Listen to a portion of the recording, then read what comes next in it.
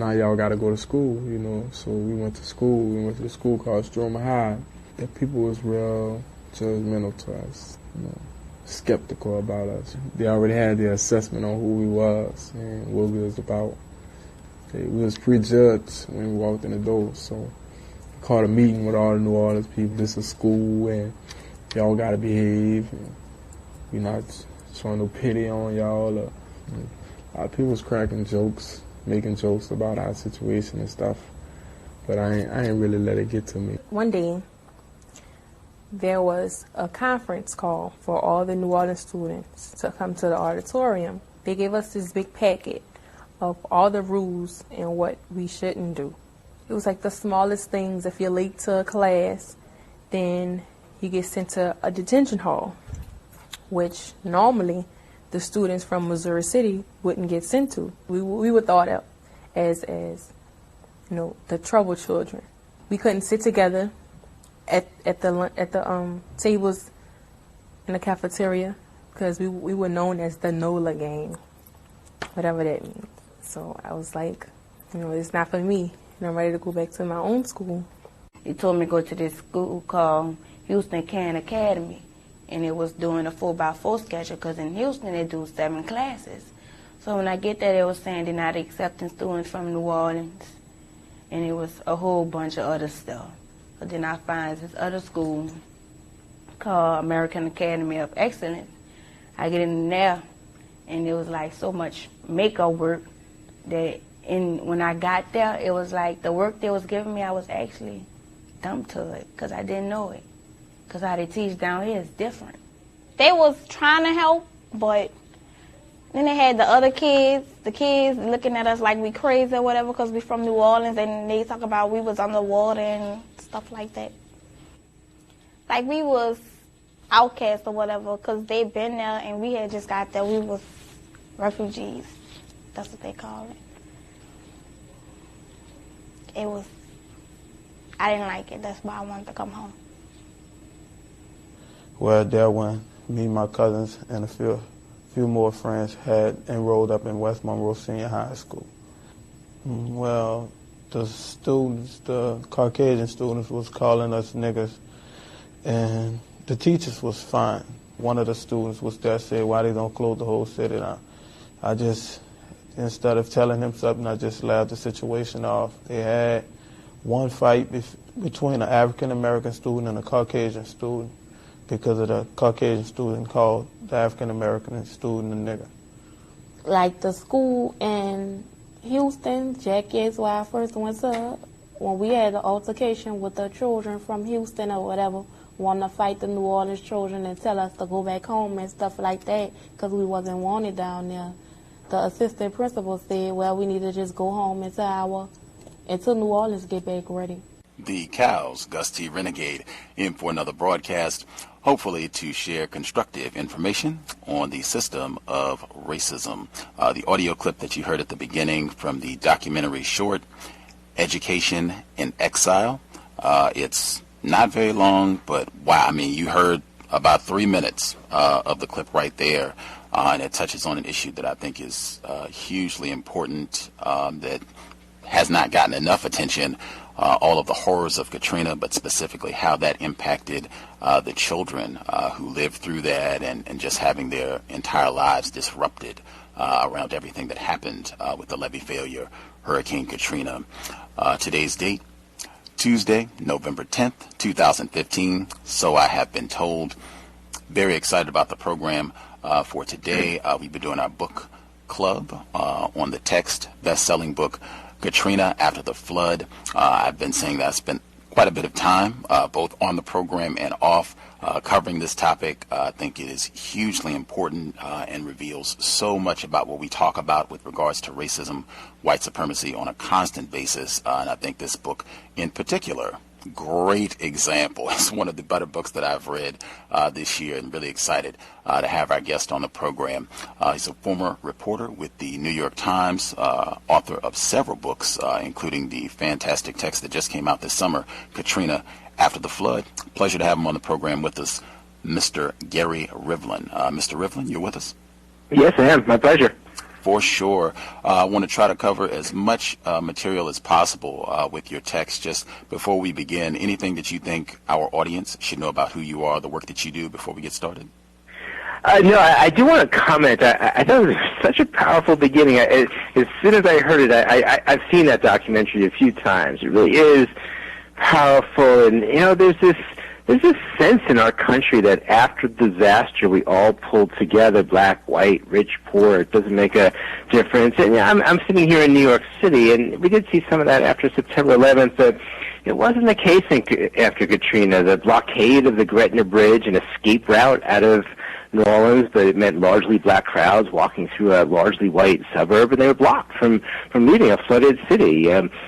Cities were generous, like Houston, Baton Rouge. They accepted people, but then you heard stories like this. They were treated like the other. They were, the girl who in Missouri, she did nothing wrong, but they're treating her like, she's the criminal. The 504 gang, as if like you're from New Orleans, that you must be up to no good. And there's just this bias afterwards is just so troubling. I would agree. I had not seen that documentary. I hadn't even heard of it until I read your book, which is why I think this is very important text. Folks should read it. It has a lot of great information. Before we get started, just for folks who haven't seen you, you are a white man. Is that correct? I am a white man. Right on. When the book came out this summer, right, I think a few weeks before the 10-year anniversary of the storm, did you have any concerns? Because I can tell you my first thought when I saw this was, oh, man, we have yet another white author who's going to come in and write about the misery of black people, and it just happens to be timed with the 10-year anniversary of the storm, so he can make a few nickels off of this. Well, I should point out that I was sent there by the New York Times when I was on staff there. I had been covering Silicon Valley, of all things, but I had written about urban politics, race politics, Chicago politics. That's the topic of my first book. And I was very comfortable writing about urban politics. So I spent 8 months there. In fact, I was going to move to New Orleans to write about the recovery, but I'm allergic to mold, so it turns out that I couldn't stay there permanently. But this is a story, I didn't just swoop in. This is a story I was involved with for 10 years. In fact, it's one of the characters in the book, maybe the main character in the book, Alden McDonald, a banker, a black man. He's the one who said, you've got to write this book. You've got to write this story. What's so interesting is New Orleans after Katrina is such an overcovered story in one sense. Any of the cable stations, any newspapers could have a million articles, a million words about this. But, it was their perspective in New Orleans that there's this simple narrative in the coverage of wealthy whites and poor blacks as if there's no one in between. And so there's a lot of people in New Orleans, a strong black professional class, a strong black working class, middle class. It's a city that's three-quarters African-American, at least before the storm. 10 years later, there's 100,000 less blacks living in the city of 450,000. And so they felt like their story wasn't told. So in part, I was motivated because I was part of this story since 1 week after Katrina. In part, I was hearing from the people I had met during those 8 months I was a reporter on the ground for the New York Times, that their story wasn't being told, that the story wasn't getting out there. And, for a journalist like me, black or white doesn't make a difference. I mean, if there's an untold story, that's what I do. I want to give the megaphone to those whose point of view isn't being articulated. Okay. Do you think it's a legitimate concern, though, to raise in terms of having a white author in control of this largely black narrative that you're talking about? Yeah, sure. I'm not surprised by it. I of course, want people to judge me by the final product. It's interesting. I got a lot more, praise and embraces from black New Orleans than I did from white New Orleans. I guess the other place I'd push back, you say largely a black narrative. I mean, we're talking about the story of a city, a majority black city, but, the folks in power, the people who were trying to use the storm as a opportunity to remake New Orleans, to close the public hospital, get rid of public housing, to have, as someone said very overtly, 8 days after the storm, to change the city demographically, to change it politically, so it wasn't a black-run city, a majority black city. a lot of what I'm doing in here is critiquing the white power structure. So, it's a black narrative in the sense that it's a majority black city, but I would say that the critique, where the harshest judgment is, are largely the white power brokers, the business leaders, those behind the scenes, and what Mayor Ray Nagin, mayor at the time, called the shadow government, those who are really in control, even if you didn't see them in the news every night. I concur. You were staying at a plantation initially when you began covering this story? Oh, my God, yes. It was, I think the word former is important there, but so the New York Times, there was no hotel rooms, right? The Katrina hit, and suddenly all these evacuees are filling up all the hotel rooms, and reporters need to cover the story. So Baton Rouge, about an hour from New Orleans, the Times had 25 reporters, something like that, down there. And so what they ended up doing is renting this former plantation that was used for weddings and events and things like that. We just rented it out indefinitely. So we stayed in what I have to assume were former slave quarters that were still standing. It was preposterous. It was just this grand irony that this story that was all about race, and where the place we end up is a former plantation. Context of white supremacy. No, it's crazy. It was crazy. It's authentic, I would say, particularly with this story. Why did you start this book with the incident at the Crescent City Connection? It seems just when we were doing the book club that a significant number of the readers, they said that they had never even heard about this incident. And when I've heard you talk, you even compare it to Ferguson. Why is this the beginning of the text? Right. There's two ways to react. I almost had as a mission that this should be one of those touchstones that are part of the vocabulary, part of the vernacular, the way Howard Beach back when, South Central, Ferguson, West Baltimore, the way, it's just an ugly racial incident that shows that bubbling just below the surface in so many contexts is the issue of race. Like I said before, you had flooded New Orleans. The city of New Orleans is 80% underwater. For many people, the escape route was over this bridge. It would take you over the Mississippi River into the suburbs. And so you had large black crowds trying to walk over the bridge, and they're being stopped by the police, the sheriffs on the other side, the police from one town in particular, Gretna, with guns.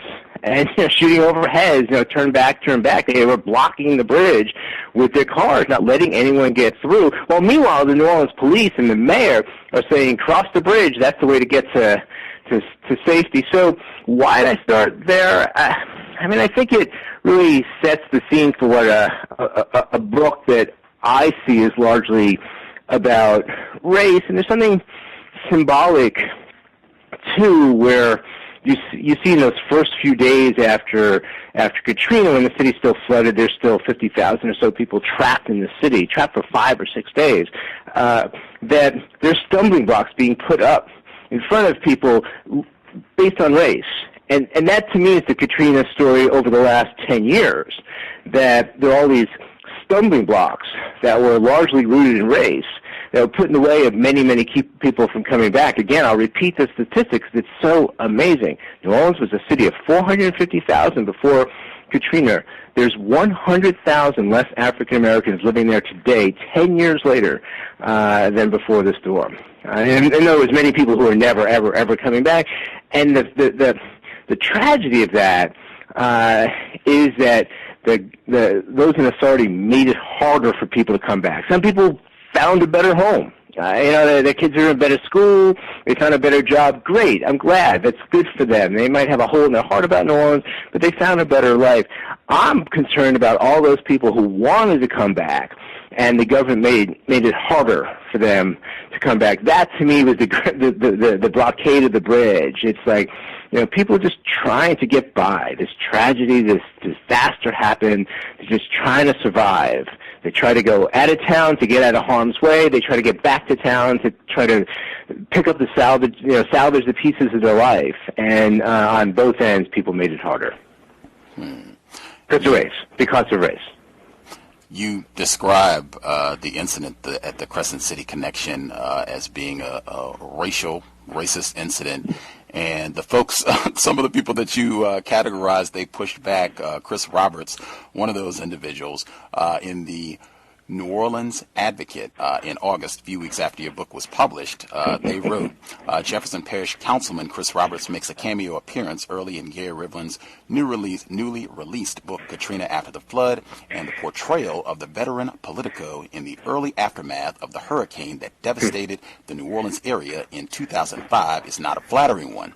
Roberts, however, questioned whether the portrayal was entirely accurate in an interview Friday, given that the book incorrectly stated that he was a Gretna City councilman at the time the storm hit. He also goes on to say that this was not racial, that there was just a lot of chaos, and that they didn't have the resources, that this had nothing to do with race, and even that the courts, later exonerated them. They did nothing incorrect. Right.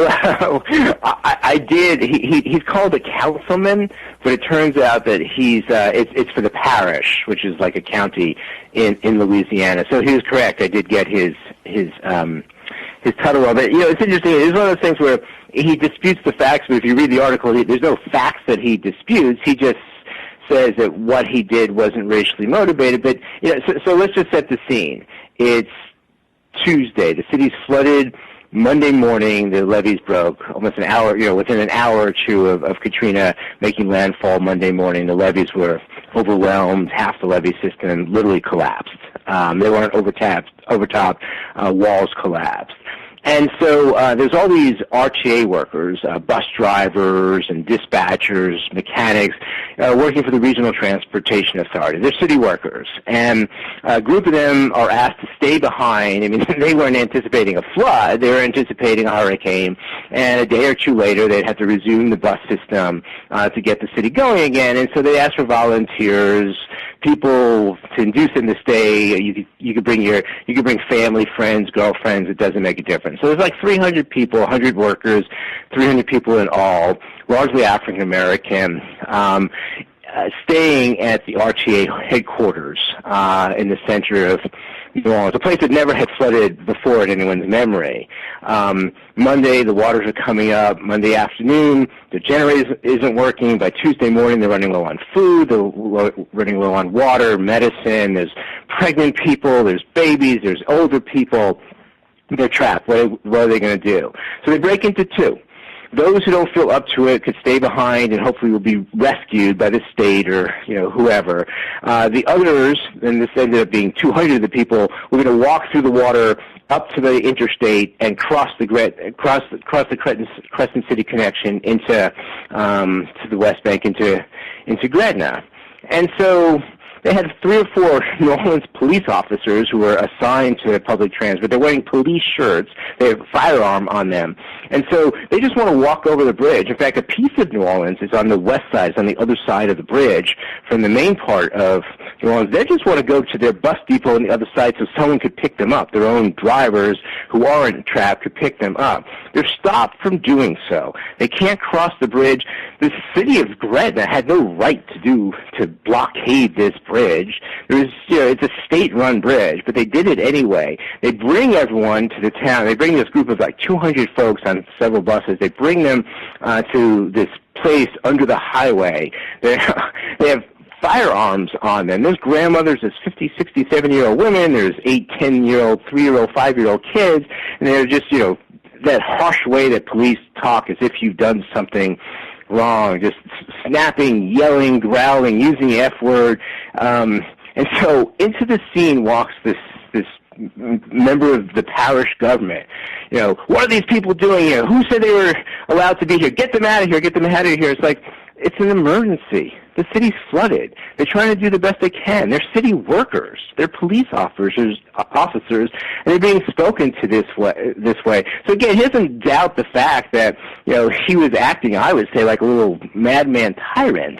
How dare they come into my city? It's like, there's a flood, there's an emergency. You just happen to be between the river and the town on the other side, and no one want to stay in Gretna. They just want to walk across.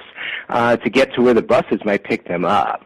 And so, I guess I invite people to read the story, and except for me getting his title wrong, I think you'd have a sense of what he was doing there and what his motivations might have been. The very beginning of the book, I think when we were doing our book club on this, I think the second sentence in the book is extremely important. The second sentence is, armed soldiers were stopping cars at roadblocks set up on the perimeter of the metro area. You already stated you came in, New York Times, you're reporting, so you're in the area to cover all of this. I think I've encouraged listeners to think about this as a highly militarized area. You've got all kinds of armed enforcement officers, National Guard, ultimately Army personnel, Blackwater, just an amazing amount of white people with guns in the city of New Orleans, making it difficult for you to access even areas, even if you're going to be allowed into certain points. Can you emphasize it since you were there? Yeah, I mean, it wasn't like the place was on military lockdown, and I think the most alarming part is we're talking that scene that you're talking about that I opened the book with. It's almost 2 weeks after Katrina, so it's 13 days later. People have been evacuated. At this point, there's virtually no one in the city of New Orleans, but they were so scared of the black mobs or something. I mean, the tragedy here is that there was looting, yes. There was people misbehaving, black or white. But some of the worst that happened were white vigilantes, white shooting blacks because they didn't want someone black in their community. There's at least a half dozen bodies that were found, black men, who were shot. And, people don't know for sure, but there's good reason to believe that these were these white vigilantes, that anyone black who came into their community, we're going to take justice into our, not justice, we're going to take injustice into our own hands, and we're going to kill you. Some of the worst looters were the police officers. Police officers were caught stealing Cadillacs. There's videotape, literally videotape, of a couple of officers walking through a Walmart in the dry part of town grabbing shoes and TV sets. And so there was this simplistic view of New Orleans being a city out of control, as if there was, mobs running the street, and it was never that bad. I mean, what everyone discovered after the fact, you had different folks studying it, whether news organizations or nonprofits, that so much of the fear that was spread in those first days was overblown. They talked about murders in the Superdome. There were no murders in the Superdome. 5 people died. Several were natural causes. One was a drug overdose, and one was a suicide. But there was this sense, and that just kind of created this real fear and this over-militarization that got in the way of everything, kind of just a mistrust of regular people. It went on for weeks and weeks and weeks. It was absurd. There was no one living there. And I'd go into the Sheraton Hotel where, I had a hotel room. We weren't just in the plantation. We had 3 hotel rooms in the city of New Orleans, and we were taking turns going into the city. And you'd have to go through this phalanx of just these very, very large white men with big muscles, holding very mean-looking rifles that looked like they were from military zone. There was a real fear out there. Just for additional context, the day that we started our book club was 10 years, September 4th. It was 10 years to the day of the Danziger Bridge shooting. Oh, wow. The day we started your book. But just to amplify your point, you mentioned, the shootings and evidence. A.C. Thompson, outstanding work. I think some of the most important reporting that came out of Hurricane Katrina and the levee failure. We have done over 1,300 programs here at the C.O.W.S. A.C. Thompson, that is one of the first 20 programs that we did, just for perspective. You do have A.C. Thompson's work mentioned as a footnote, but just with what you just shared, I was like, wow, isn't this worth more than a footnote? Because I think that is hugely important, that this, especially the context that you just shared, this narrative, this simplistic, I would say racist, deliberately racist narrative of all these raping black people that got transferred to black children. Oh my God, we've got these raping, looting black children in our school now. That the actual context was you had a lot of armed white people who were going out, the evidence would suggest, and shooting unarmed black people. Isn't that worth more than a footnote? Yes, but the challenge in doing this book, I didn't want it to be overwhelmingly long. I didn't want it to be like this big doorstop that was 800 pages. And so, I feel like every sentence could have been a paragraph. Every paragraph could have been a page. Every page could have been a chapter. I had 3 or 4 pages with AC's work, but my focus was on the rebuilding. My premise in doing this book was that there's been several great works about those first days. A.C. Thompson in the Nation, which you're mentioning, several books that I thought were really strong about those first couple of weeks. A Tune by Dave Eggers. And so what I was really trying to do is focus on the rebuilding. So it was important for people to have a sense of what the storm was. So I started with the Gretna Bridge, and I used that as my example of the kind of racism we saw, how race was right there front and center, even in the middle of a disaster. You weren't just a person trying to leave the city, even if you're pathetic, right? You just walk through all this water, you're waterlogged, you're in pain, you've been going for hours in the 95-degree heat, but you're seen as a frightening black man, a frightening black person.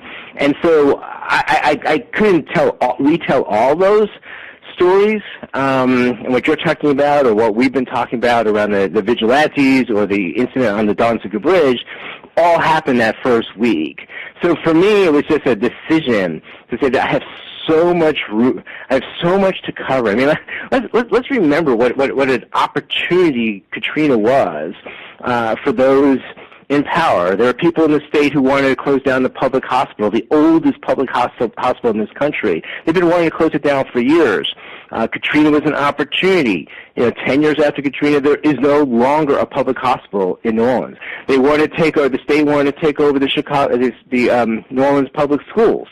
That happened within several weeks of Katrina. There are people who want to get rid of public housing in New Orleans. The 4 big public housing units were all knocked down. So I had all these topics I really needed to cover. I want to talk about the way the system was skewed. I mean, disasters don't discriminate, but the recovery was all about discrimination. And so I wanted to tell that story. So that's what I really focused on. But I didn't want to ignore the great works of people like AC. So I note his work in a footnote, and I recognize his work at the end in the notes on sources. Right on. I want to ask a question about one of the central characters, Alden McDonald Jr., but just to give context, I just want to read 2 quick snippets from the text to give listeners a little bit of context. And I'm going in reverse order, so I'm reading the first one, and then I'm flipping backwards a little bit in the book, but it should make perfect sense. So this is Alden McDonald Jr. talking about his brothers, his siblings, their father, Alden McDonald Sr.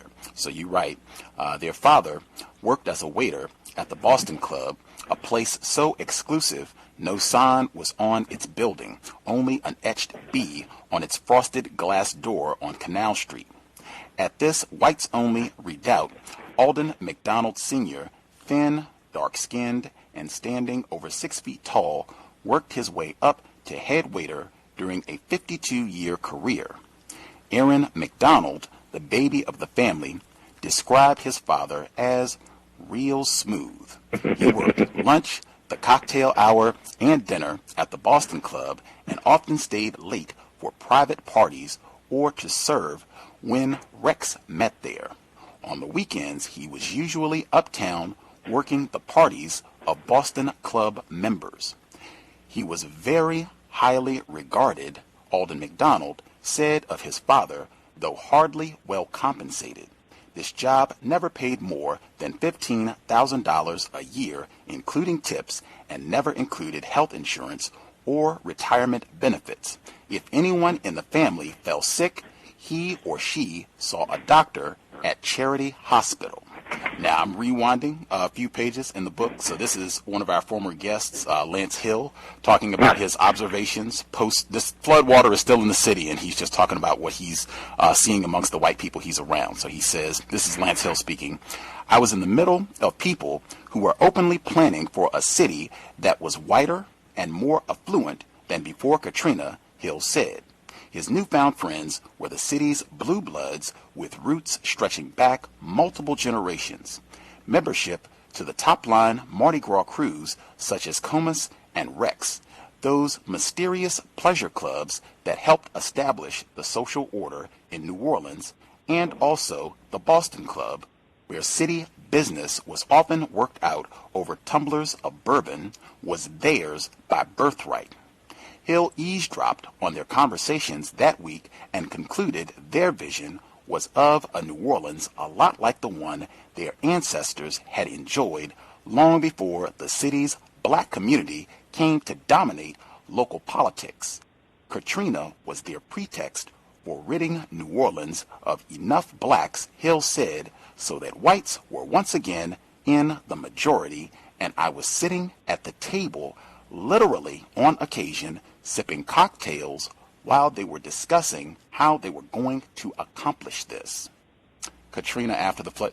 That plantation is kind of relevant. So the question is, I think, you learn a lot about Alden McDonald and what he's doing with Liberty Bank, his views on post-Katrina, even his assessment of how some of these elite whites conducted themselves post-Katrina. I think you learn a lot about him, understanding his father and him working at the Boston Club for those 50 years. What are your thoughts? Right. I mean, I can't get over that this man worked so hard and never made over $15,000 a year and never had benefits. I mean, talk about relevant today. The working poor, people who are just doing it right. They're doing everything that society wants you to do, and yet they're being blamed because they can't afford life. I mean, so Alden McDonald, just for people out there, he's a banker. He's a very successful banker. At the time of Katrina, Liberty Bank, which he was the founding CEO for in 1972, ranked as one of the 10 largest black-owned financial institutions in the country. They were devastated by Katrina. 7 out of their 8 branches were destroyed by water and or looters. Their headquarters was flooded. Their computer, their records, everything was destroyed. Most of their customer base, 3/4 of their customers were flooded, which is to say they had all these home loans and the collateral was laying underwater. Maybe the homes that were serving as the collateral for these loans were virtually worthless. And so Alden McDonald himself, his home was flooded. And yet throughout, he just kept a sense of proportion. I mean, what was so interesting is that within a few years of Katrina, we had the subprime meltdown, and basically that was watching bankers behave badly in good times or bad times. They were greedy. Here you had this guy working to save his bank, but he just always had a human elements. They weren't on the ATM system for 11 days. They weren't on the global banking system. So they had no idea how much people had. Their computers were flooded. They weren't on the system. People were desperate wherever they had evacuated to. San Antonio, Oakland, Seattle, doesn't make a difference. They needed access to money. And so he just said, okay, I'm just going to put a $500 a day limit. But what else was he going to do? People were suffering otherwise. His bank lost $1 million because he was just trying to do the right thing. And it was just so incredible to be at this guy's side. I met him 11 days after Katrina. I spent more time with him than any other character in the book. At first it was every week we'd get together, then over time it was every few months. But just watching him struggle, I thought his bank was doomed. I didn't think they were going to make it. I thought they were just too hard hit. Meanwhile, 10 years later, it's the 3rd largest black-owned bank in the country. I mean, it's remarkably successful because not only this guy's smarts, but also his integrity.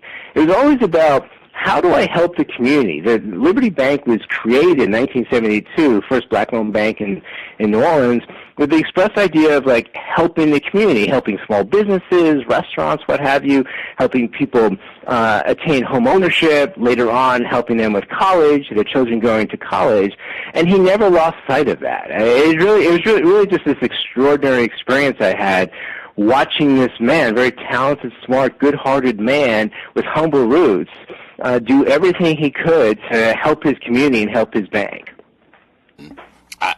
I would say I think a lot of that is the experience of his dad and seeing how he struggled to raise a family and what he had to endure. I think that had a big impact. And also, if I could interrupt, he also saw, we have this sense in here, they don't have much money, they're bad credit risk. No, he saw that, like, if you gave people a loan they can afford, if it made sense for their budget, it's like hardworking people are going to be a better risk than a lot of other people out there. He saw that his parents met their obligations. He saw that all the people in his community, a working-class community in the 7th Ward in New Orleans, he saw that people met their obligations. I mean, maybe they lost a job and something bad happened in their life, and then they fell behind. And so he understood that it's not just, let's look at credit scores and how rich somebody is. You judge what kind of risk they are, and you give them an appropriate size loan. And I really feel like that was born in his roots. And no other banker I've ever met has that sense. Right on. One of our previous guests at the New Orleans Tribune, Miss Anitra Brown, she said to ask, because you have Mr. McDonald, he's one of the featured folks in the book, like just kind of following how things progressed over this 10-year period. And then you've got Cassandra Wall and her sisters and all these, really great conversations. And the folks at WBOK, it's Black radio station in New Orleans. How did you get pushed to kind of check those sources, which seem to greatly, it's not like you have these folks being quoted in a lot of the other books that are written about Katrina. These are not feature players. How did you get directed to these sources? Right, so Alden McDonald, I was sent down by the Times. My main task at first was to find a single business hit hard by Katrina and chronicle their struggle to rebuild. And I ended up choosing, once he allowed me, Liberty Bank and Alden McDonald. So Alden McDonald was someone I met because I was on the business desk for the New York Times, and that was my assignment. And over time I realized I had more than just, a single business, that, here's an interesting character beyond just his business acumen. The Wall sisters, these are 4 black women from New Orleans. They're actually from Central City, New Orleans, the center of town in New Orleans. And they had all moved to New Orleans East, black middle class, black professional class community. And I was in Baton Rouge at my former plantation, and they were in Baton Rouge. The 4 sisters and their cousin had gone to the same hotel in Baton Rouge to ride out the storm, and then, of course, live for months on end until they could figure out what to do. Is anyone going to help them? Can they rebuild, etc.? And I met the Wall sisters. I was at a Walmart because I was stuck there, too. I didn't realize I was coming for so long. I had to buy clothes. There was a little sign, handwritten sign, did you live in New Orleans East? Come to an information meeting at this Baptist church in Baton Rouge. And I went. There were hundreds and hundreds of people, and they were desperate. No one knew anything. No one was talking about New Orleans East because, the whole narrative was uptown white New Orleans or the lower 9th Ward. And the lower 9th Ward is important, but, New Orleans is much more than this one neighborhood of, black working class people. And so the black middle class felt ignored in the media. So they felt like they had to meet on their own. So I just started going to the meetings and met the Wall sisters, and it just was so interesting. These mild-mannered folks who before the storm, they had some involvement in politics. They voted, that kind of thing. But suddenly they became activists. And I just love that change where they were going to work so hard to do anything in their power to rebuild New Orleans East, even if those in power didn't want to rebuild New Orleans East. So I met those women a few weeks after the storm, and I just always stayed in touch with them. Okay. And I guess who encouraged you to check out the New Orleans Tribune, because you went to their archives, and Beverly McKenna's prominently featured in the book? Yeah, so that was a few back in 2010, 2011, when I signed up to do this book, saying like, okay, there really is a book here. This is an unequal rebuilding. There's a story that needs to be told here. Jacques Morial, his father was the first black mayor of New Orleans. His brother was the 3rd black mayor of New Orleans. Jacques himself is an important figure in New Orleans. I said, hey, I got a chance to do this book. You have any advice for me? He said, when you're in town, I live in New York, but I go to New Orleans every other month for, a week, 10 days. When you're in town, listen to WBOK. And it was so interesting to me because I listened to WBOK, this is 6-7 years after the storm, and yet it was like Katrina was last month or not yesterday. People were talking about everything that needed to be done and the bias in this program called Road Home, the main program to help people rebuild. And so, like, it was a constant subject. But I'd listen to the main talk radio station, which is, say, the white radio station, and Katrina wouldn't come up. And that's when I started to realize, like, oh, wait a second, there's this black narrative of Katrina, and there's this white narrative of Katrina. And the white narrative had New Orleans doing great and back better than ever, and the black narrative was like, there's so much left to be done. And so WBOK, it just for me, underscored the disparity. It just seemed a perfect way of writing about this tale of two cities, where, you know, for white New Orleanians, it was a sense of like, hey, the city's better than ever. And for black New Orleanians, there's this huge hole. Like, there's so many people missing. There's so much work to be done. I mean, even 10 years after Katrina, you've got black middle class, black working class neighborhoods that are 30, 40, 50, 60% back. I mean, in other words, they have so much work left to be done even a decade after the storm. Context of White Supremacy. There's so many different important aspects to your book. You discuss Joseph Canizaro, a key figure with the Bring New Orleans Back Commission. He's got these ties to George W. Bush, and he's supposed to come in and help them kind of get things correct. The infamous green spaces, where they're talking about, well, these are areas that maybe we should just, you know, kind of let this go back and not worry about trying to rebuild there. You even include the great, I think, infamous session where they're explaining all of this, and Harvey Bender, black male, gets up and says, I hate you, and I'm going to fight this as though I'm going to Iraq. And then Mr. Canizaro, after the meeting, comes up to him and says, hey, let's sit down and talk, and they meet one-on-one to kind of air things out. But you also include his servant Curtis. Why is he in the book? Yeah, so Joe Canizaro, I mean, to understand him, he's a white suburbanite, a Republican. And here New Orleans is trying to, a black democratic city, is trying to come up with a plan. Should they rebuild every neighborhood? How are they going to do and stuff? And they put Joe Canizaro, the mayor, Ray Nagin, puts Joe Canizaro in charge of this key decision. Should we rebuild every decision? Only because he's personal friends with George W. Bush, only because he has Karl Rove's cell phone number. I actually grew to have respect for Joe Canizaro because I felt like he was trying to do things with integrity. But whenever I write, I want to give the context of somebody's life. And, you know, there's this sense, oh, it was an equal opportunity storm and hit black and white. Joe Canizaro himself, his $11 million home or whatever it cost was flooded and destroyed and to be completely rebuilt from the inside after Katrina. Oh, see, so it's an equal opportunity storm. Like, no.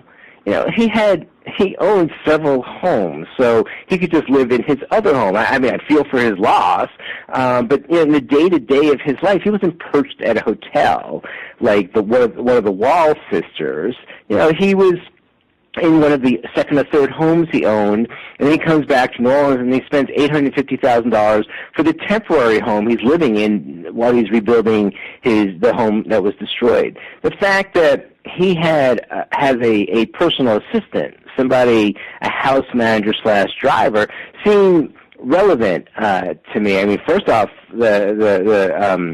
Curtis stayed behind during the storm, and he was in the house and had to retreat to the second floor because the first floor flooded. And I don't know, that seemed relevant to me.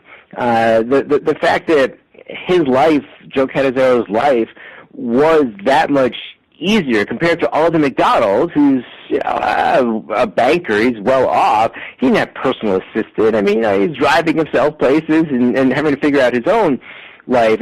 Another thing too, and this might have just been my northern sensibility coming to a southern town.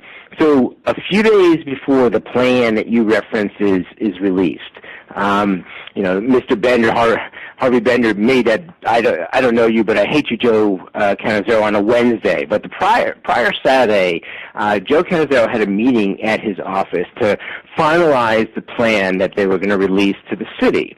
And he invited me to come as a reporter. And I go to it, and there's 20 or so people around the table.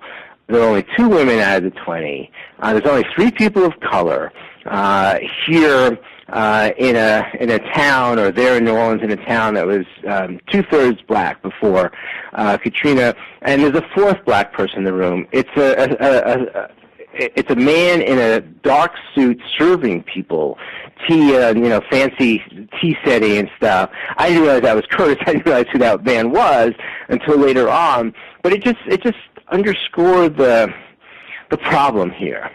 There was a black influence in the room, but it was in part the man serving the coffee. It really underscored the sense that, wow, this key decision is largely in the hands of a wealthy white Republican from the suburbs whose heart might have been in the right place, but he's not talking about himself. Curtis might have been a better representative to make the decision. So it's just Curtis's presence there in the room really just rubbed me the wrong way. Just underscored the inequality and how race is at the center of so many things. I dare say when I read that, I said I got to ask him if we get him on the program why he's there, because I was reading that and I was like, wow, this has a real Gone with the Wind, traditional feel to it. It's 2006 though, folks. It's 2000. You just said it better than I did. It's 2006, and yet I felt like I walked into something that felt Gone with the Wind, in 1920s, 30s kind of circumstance. It really was troubling. Speaking of troubling, Ray Nagin, one of my favorite subjects of all of this, particularly since I've been able to read a lot of different books and see the treatment that Ray Nagin gets by different people, like Douglas Brinkley's The Great Deluge. He talks a lot about it, and that's what you were talking about, kind of confined to that first week or so after the storm. Before I get just context, to pick two passages. These, I think, are two of the most important passages in the book. You can feel free to, if I'm way off base, but I think these are hugely important for everything that happens during this whole 10-year period. You write, Uptown still retained its economic clout despite the shift in majority from white to black. Its people were still the city's CEOs, top lawyers, bankers, and real estate developers. Whites controlled the business community and dominated philanthropic circles. One member of their club, Ashton Phelps Jr., owned the Times-Picayune, the fourth generation of his family to run the paper. They had deep reservoirs of cash and other means of political influence. If they couldn't elect one of their own, they'd elect someone willing to do their bidding. I'm fast-forwarding a couple pages. Uptown money poured into Ray Nagin's campaign, turning an also-ran into an unlikely front-runner. The slick new brochures and radio and TV ads the campaign could now afford cast him as a fresh-faced, reform-minded businessman who would turn around New Orleans. The Times-Picayune endorsed him. He thinks on his feet, the paper's editorial board wrote. He is focused and innovative. So too with the Gambit, the city's alternative weekly. Nagin proved the top vote-getter in February and then glided to victory in the runoff 1 month later, when an 86% share of the white vote was more than enough to make up for only 40% of the black vote. Hugely, hugely important, as his campaign, freshly funded by Ashton Phelps and Boysie Bollinger and some of these other powerful whites in New Orleans, they run an anti-black campaign against kind of established programs that black people had in the city. I think, my assessment, any problems that happened during Mayor Nagin's 2 terms as mayor, if he didn't evacuate the city soon enough, if the recovery didn't go correctly, the dump sites that were established in New Orleans East, he was responsible for Eddie Compass becoming superintendent of the police department. Any problems that happened, those whites, like Ashton Phelps, they are most to blame, because Ray Nagin would not have been mayor if it wasn't for them, and they had a deliberately deceptive purpose for putting him in office to begin with. Is that logical? No argument here. I agree that you pointed out two of the more pertinent, important, essential aspects of the book. Here's who the New Orleans had in charge. This neophyte who was there only because he could serve the larger interest of the white business community. He came out against affirmative action around contracts. It was such a bad skew. It was so weighted in favor of the white contract contractors. And there's a black man running for mayor of New Orleans promising that there will be no affirmative action around contracts despite this historic prejudice. It was crazy. It was crazy. And he got a very rude awakening because, his first few years he got along fine with the white business establishment. But once Katrina happened, it became a different argument. This was white New Orleans' opportunity to re-seize political control, and they were not shy about it. They just threw him overboard. And he felt very, very burnt about it. I read his memoir. I don't know if you bothered reading his memoir, but he felt very personally burned by it. But I think wake up. Now you understand. How you got there and how destructive it is. The white power structure saw this is their opportunity to make things happen that they had been pushing for a long time. And by the way, within 5 years of Katrina, you had a white mayor in the place of a black mayor. You had a white supermajority where there had been a black majority on the city council. You had a white police chief. Whites were in charge of the schools. Whites were in charge of public housing. You went from a black prosecutor to a white prosecutor, and so on down the line. I mean, they were successful. Wow. That has been a point where I see some people where they go into blame Ray Nagin or fuss at him, and even if he wasn't qualified, I'm no fan of Ray Nagin. I totally agree he was not qualified to be mayor. He should not have been mayor. But I think it's very important pointing out how he got there and the white influence, the white people that were responsible for him being there to begin with, and then their treatment of him when he was no longer of any use to them.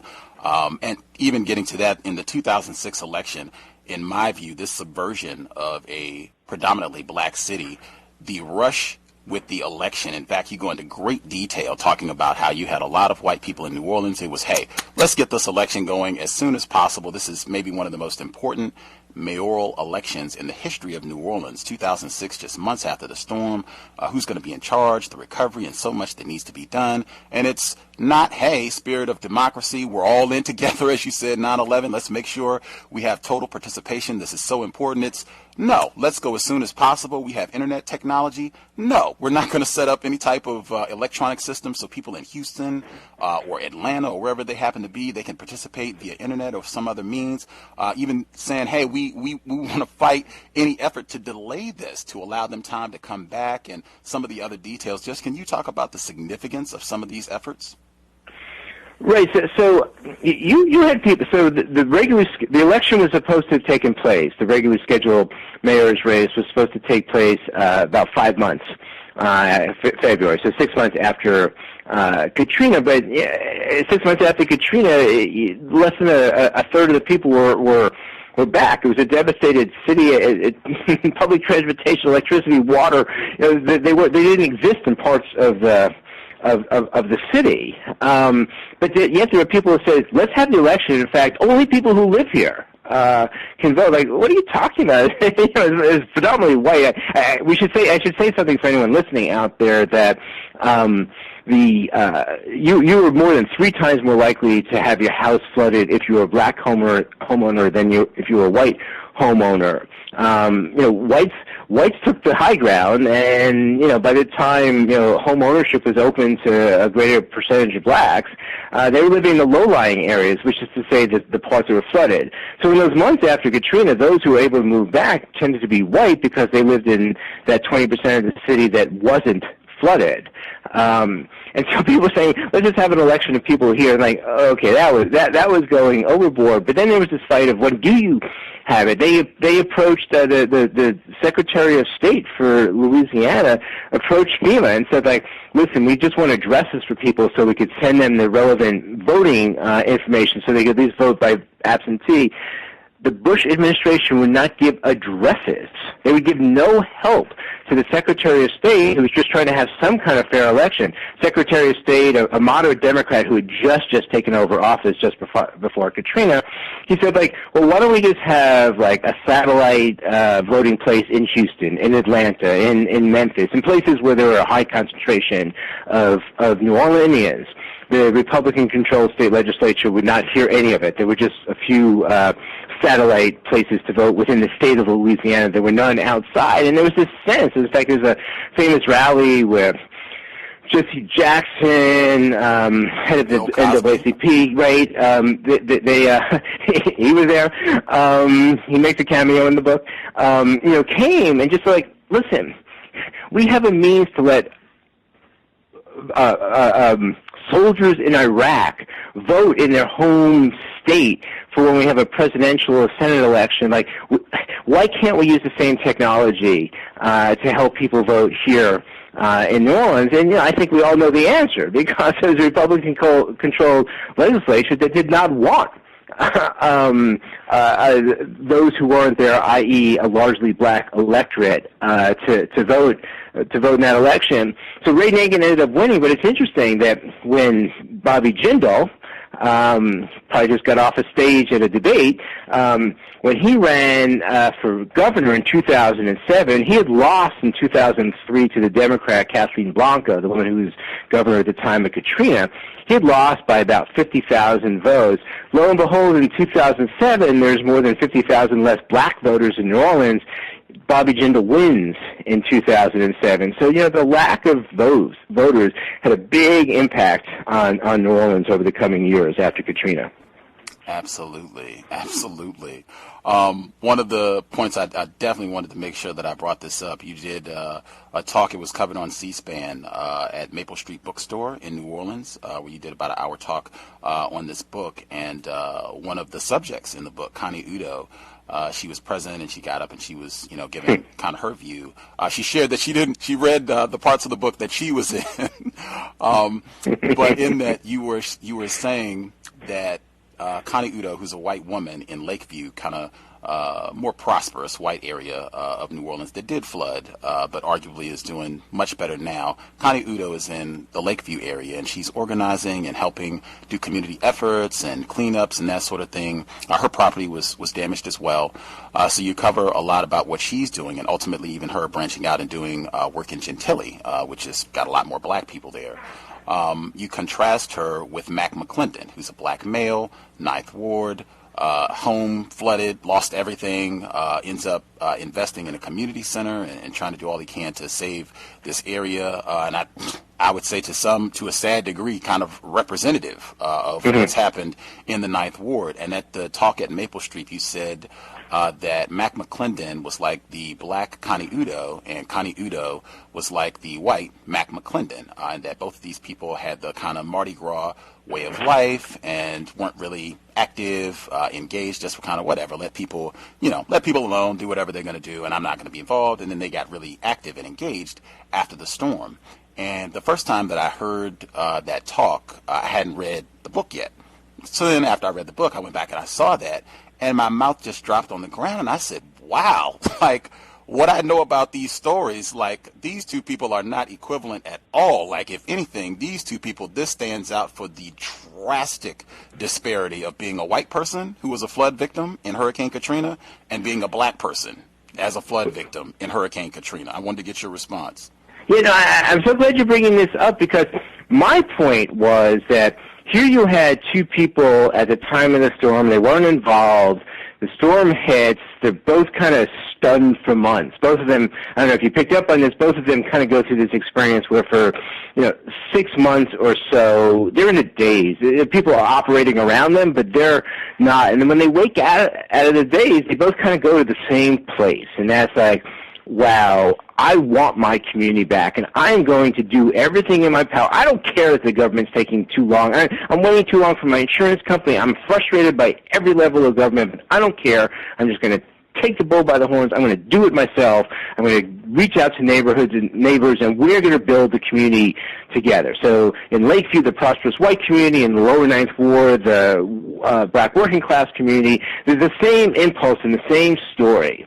And yet, what you see over 10 years is that Lakeview is 100% back. Arguably, it's better than it was before the storm. Nicer stores, everyone's rebuilt, they got more money from insurance companies, they got more money from the federal government. Then you go to the lower 9th Ward, and you see that it's only 33% back. The population's only 33% back 10 years later, despite the same efforts.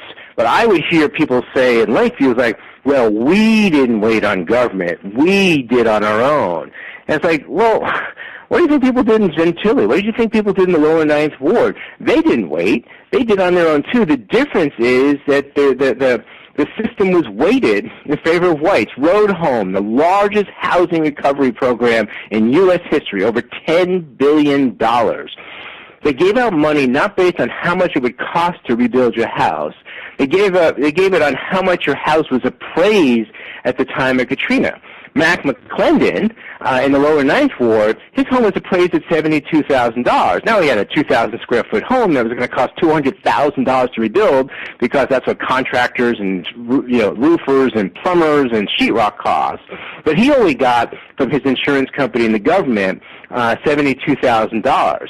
Connie Udo, I don't know the exact worth of her home, but it's more like $300,000. She got the money from the insurance company, and the federal government made her whole. Road Home made her whole up to the, let's say, $300,000 appraised value of her house. So she had enough money to rebuild, because it cost her a couple $100,000 to rebuild her flooded home.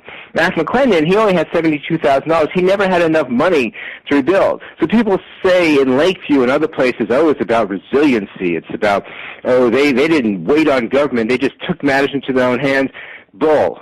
The same thing that happened in Lakeview happened in other communities. It's just there wasn't the historic wealth, and there weren't the government programs, or the government programs were biased. It's not just me saying this. A federal judge 5 years after Katrina ruled that the Road Home program, the way it was built, racially discriminated against black homeowners. But by that point, there was only about $140 million left of the $10+ billion. It was just too late.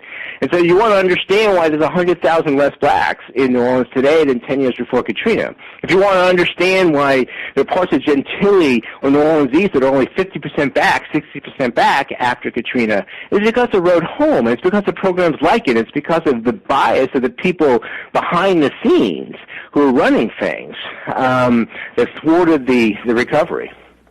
For sure. I really want to get to that point in terms of, because you said this. You said Connie Udo, she's like the white Mac McClendon, and Mac McClendon is like the black Connie Udo. And just for context, for people who haven't read the book or haven't got that far in it, Connie Udo, yes, her house floods in Lakeview, but I mean, she has, you write this in the book, she has, at the time, former Senator Mary Landrieu, she has her number on speed dial. She's getting investments from the Thornton family, also in Lakeview, to help her get things done. She's actually back. She's able to live in her house by, I think, the spring of 2006, and has like the second beacon of light.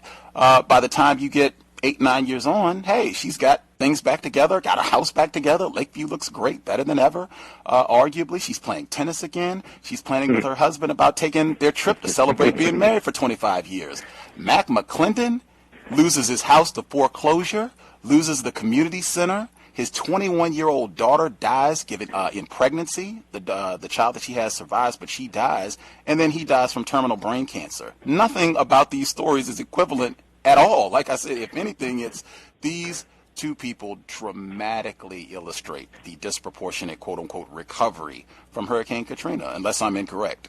No, I agree with you. I think the point is, and maybe I didn't make it elegantly at the Maple Street bookstore, but to me, it was, they start off as more or less the same person. And what we see is it's not about the energy. It's about Mary Landrieu on speed dial. It's about connections to the well-off people that Connie Udo has. That things could happen in Lakeview. It's about the bias of programs out there that favor white over black and the well-off over those of modest means. And so to me, where they started more or less at the same place, they both had flooded homes, they both were inactive in politics, and they were activated by Katrina and wanted to give, and did both give their all to their neighborhood. And so it was very deliberate to kind of pair them up, or kind of show them parallel early on, and see that it wasn't a fair race. Of course Connie Udo is doing fantastic, and of course Mac McClendon struggled over the years because it wasn't a fair recovery. It wasn't schools. Schools showed up rather early in some communities, not in others. The Lower Ninth Ward, they had to fight on their own to just clear on their own a school. The school district didn't want to open any schools in the Lower Ninth Ward. They had 5 public schools before Katrina. They had no intention of opening up a school there, but a local principal, a black woman who'd grown up in the Lower Ninth Ward, says, "Over my dead body," and she just got a few hundred people to help her clear out, gut her school, and they just fixed it up on their own until they shamed the school district into opening one there. So you see over and over again, like, it just wasn't fair. Connie Udo didn't have to spend her time fighting to get a school.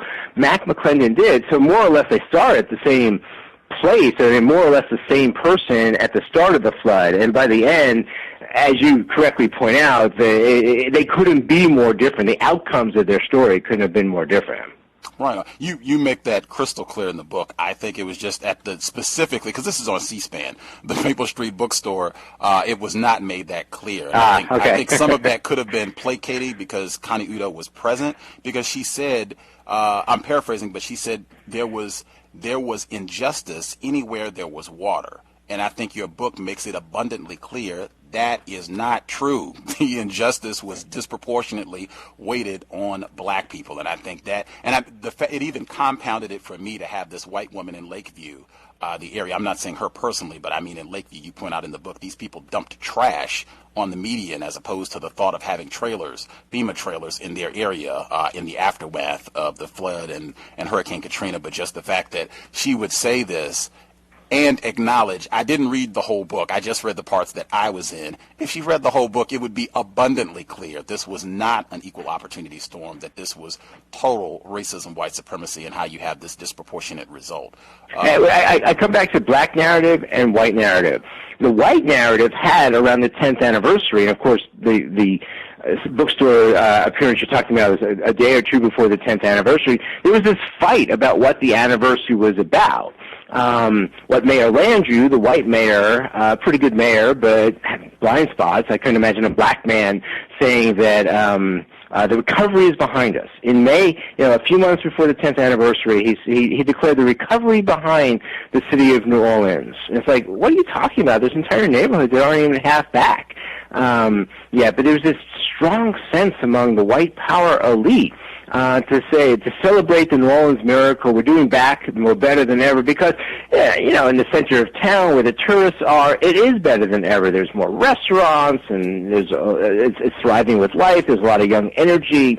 The center of town is doing well, but out in the neighborhoods, which is largely, say, in the black communities, they're struggling. So the black narrative is like, listen, it's amazing that New Orleans is even here, given how hard it was hit by Katrina. It's a miracle, and there were so many miracle workers along the way that were able to rebuild despite the system, despite people in power trying to thwart them.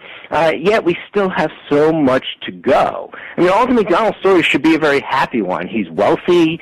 He now runs the third largest black-owned bank in the country, but he's sad because his community isn't back yet. The whole idea of Liberty Bank, when he created it, was to help build the black community in New Orleans, and yet 10 years after Katrina, he's looking at communities that are, half in ruins 10 years after Katrina, and there's no more money coming in.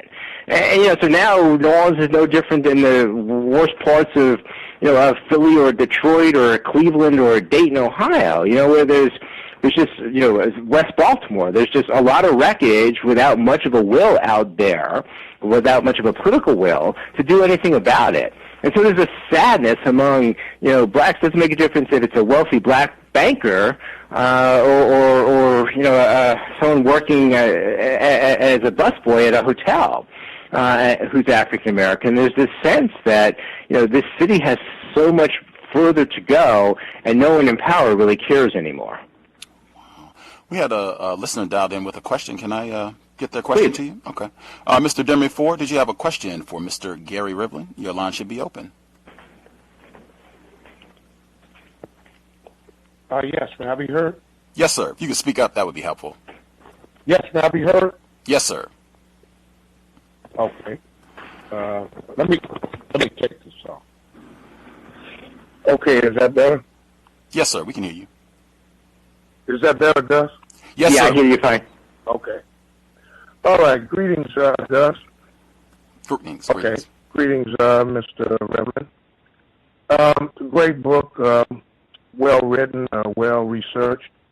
My question is, in your book you described white men that took firearms and ammo from evacuees' houses, stockpiling rifles and handguns, and I suspect that this is looting, and that breaking and entering also at the least, and taking without asking is stealing, and they should have been prosecuted. The media even assisted in the perverse image of black people looting and stealing, as in the well-published scene of blacks and whites taking food from stores, but the blacks being labeled as looters, and the whites were just, according to reports, securing necessities.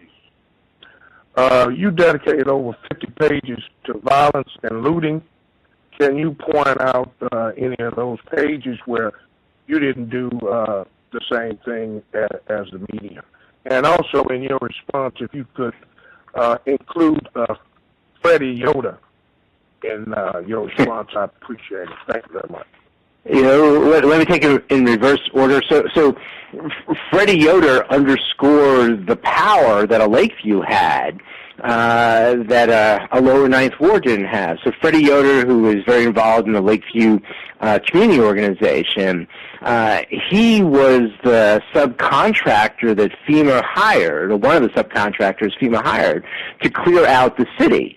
Yeah, so guess what community got special treatment always from Mr. Freddie Yoder? Again, it was this sense that the kind of power imbalance that existed before Katrina became much more relevant, so it's more pronounced after Katrina, and it explains why a Lakeview, a well-off white community, is 100% back, and New Orleans East, a well-off black community, is maybe 80% back 10 years after Katrina. You know,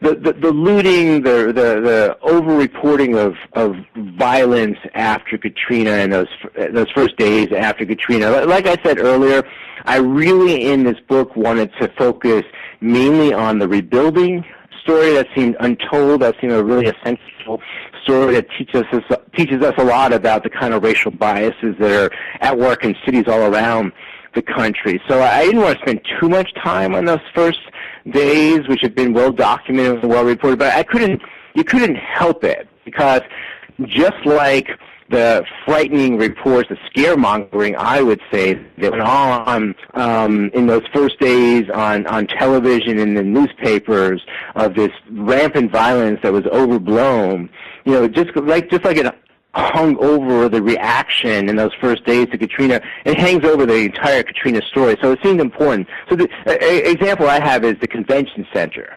You know, there's this sense that the convention center was just lawlessness, where just, you know, gangs marauding and taking over, and so much of the story was the opposite. There were these young black men who were in gangs, or at least, you know, were part of groups that were committing crimes before Katrina. But after Katrina, they actually did a great job of keeping order within the convention center. You had 20,000 or so people in there. There weren't police officers, no real laws to speak of. And they helped organize. They got those carts that use in hotels to move luggage, and they used those to cart out garbage and bring in water, bring in any kind of supplies you could scavenge. It took 6 days. It wasn't until Saturday after the storm that the buses started showing up at the convention center. But once they did, it was these young men who made sure that the older people, the moms with younger kids, got on the buses first, and able-bodied men, able-bodied women would go, would be behind on the line. And so, you know, there's just really this the myth that's put out there and the reality, and so often you saw that there's a great disparity between the two. Another one was supposedly people were shooting at helicopters, and that never made sense to me. Why would you shoot at a helicopter? A helicopter's coming to save you. But there was no evidence of any bullet holes, any buckshot, whatever, on a helicopter. The helicopter is pretty big. It's pretty easy to hit if you're aiming at it. And yet there was just kind of something that was just thrown out in the press and just repeated in that echo chamber kind of way. Irresponsible. Even members of the press who were guilty of that with time would acknowledge that it was overblown and they had made a mistake. And they weren't helped that the mayor and police chief at the time were repeating some of this stuff. I mean, it was Ray Nagin himself who talked about rapes in the Superdome. It was, Eddie Compass, the police chief at the time, that was talking about rampant crime. They were helping to feed this terrible, insidious misperception that got in the way of New Orleans' recovery. Did that answer your question, Mr. Demifor? Don't know if you muted your line. Well, not exactly. I wanted to hear. Oh. Can I be heard now? Yes, sir. Yes, sir. We can hear you now. Can I be heard? Yes, sir. Oh, okay. No, I wanted to hear about the whites that was breaking into the homes and taking the guns and ammo. And I'm sorry. Okay. Freddie Yoder was profiting off of the catastrophe. I mean, he was buying homes at less than half price and then turning around and making a profit off of it. That, to me, was a lot worse than taking a loaf of bread or some water from a department or a convenience store. That's what I wanted to for you to address. Right. So yes, Freddie Yoder did make offers early on in those early months after Katrina, buying houses in Lakeview for the cheap, which ended up being a very good investment. He made a lot of money. You're right about that. Though the kind of looting that I think is worse than people taking bread, which I don't consider looting at all, is look at what some of these huge multinationals got away with. The Shaw Group, Bechtel, Kellogg Group, the ones we've all heard about around Iraq. Talk about a scam. So the one I know a few numbers off the top of my head. So they were getting paid $43 a square cubic yard to remove garbage. They would go to subcontractor, who go to subcontractor, who go to subcontractor. By the time I got to the fifth subcontractor, that person's getting paid $5 or $6 per cubic yard to remove it. So the people doing the work are getting $5 or $6, $7 a cubic yard. It's the people at top who are getting $43 a cubic yard. I mean, we're talking about like millions and millions, if not tens or hundreds of millions of dollars of money siphoned off for virtually no work. They're just playing the middleman and just, pocketing all this money. That to me is disturbing. That's the looting of the public treasury at a time when the city, when the state, when the region was desperate for any kind of funds. Funds were really limited, and yet here you had all this waste, all this money going to these big multinationals that didn't do anything other than put some money in their pocket before passing it along to somebody else. I guess he wanted the gun confiscation. Exactly. Yeah, I don't. That story. I'm sorry. I don't know that. I don't know that as well. I'm sorry. I don't know that piece of the story.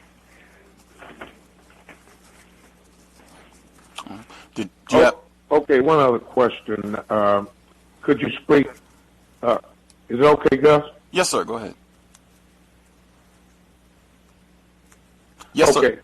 If he could speak briefly on Malik Rahim, the former Black Panther.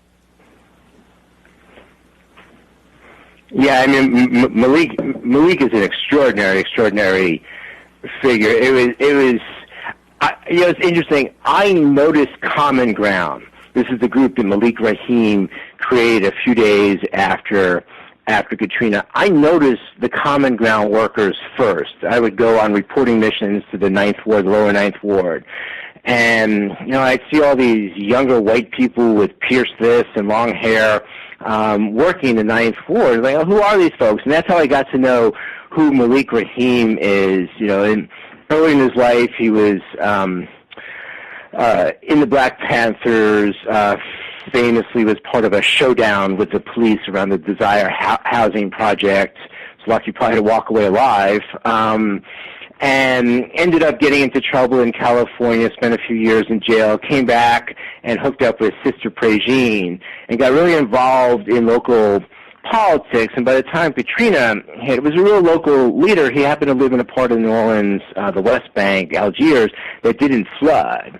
And so he was key in the rescue. He was a witness to some of the worst vigilante antics that went on. I mean, he saw one of the bodies of a black man killed by the white vigilantes. He saw the men walking around. I mean, not police, just, self-deputized men walking around with guns threatening any black who, dare to talk about coming to their community. And he, within a week, had almost accidentally created this volunteer group called Common Ground. He just put out a desperate call where we're in need of help here in New Orleans.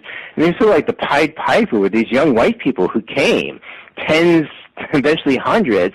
There's this amazing organization, Common Ground. They were in 18 parishes around Louisiana. They gutted thousands of homes, schools, businesses. They fed people. They helped people build any help they could give. They had legal help. They created a medical clinic and all. And it was this one guy, Malik Rahim, that was behind it all. Extraordinary figure.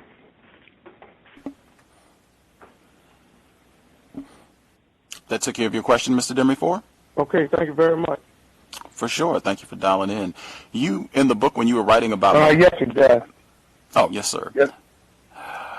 In the book, when you were writing about Malik Rahim, you used the term that he got pushed out of Common Ground. And I had a curiosity that, like, man... You get me in trouble, guys. You want to get me in trouble. Okay. I mean, it seemed like there should have been another sentence there. Again, Malik was going to be a much bigger character, figure in the book, but it was just starting to get really long. And so, Malik, an extraordinary figure, but Common Ground grew into, a pretty big nonprofit. I mean, it was a hard thing to run, and people came in, and so things were going wrong. He wasn't depositing checks. He was busy being the leader. He was giving talks around the country and all, and so, kind of behind his back, if you ask me, you had people trying to push him out. In fairness, there needed to be a true executive director to run this organization that was multifaceted, that was involved in a legal clinic and a whole host of services, a women's shelter for battered women. It's extraordinary the kind of stuff they were doing. But Malik got sick,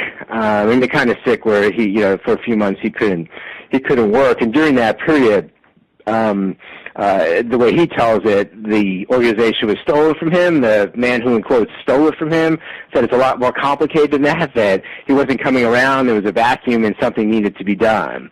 But, the bottom line is Common Ground still exists. Malik has nothing to do with this organization that he created, and he feels really burned. I guess it's not going to be a surprise to many of your listeners that the man now running Common Ground is a white man. So here we have a case of an organization that was started by a black man, is now being run by a white man, and Malik feels burned that the organization was taken from him, and he has nothing to do with it anymore. Fascinating. When we were discussing that section of the book, these young, dreadlocked, pierced, tattooed white people coming down to help, I said, I suspect that a significant portion of these folks are the gentrifiers that are responsible for now you have higher property taxes and rent has skyrocketed. They come down and they work a little and say, hey, this is a cool place. I think I want to stay here. Great, I've been working. I am not surprised at all. That's sort of there's even a name, the YURPS, Young Urban Recovery Professionals. And so kind of what happened is that at first you had those coming to the organizations like Common Ground to help out, and some of them fell in love with New Orleans. You had, more established nonprofits coming, and then behind them, you had those who might have come down for a few days to help out as part of an organization, or just, saw in New Orleans a place that had great music, great culture, great food, but it was half the price of a Brooklyn or an Oakland or Seattle, other places.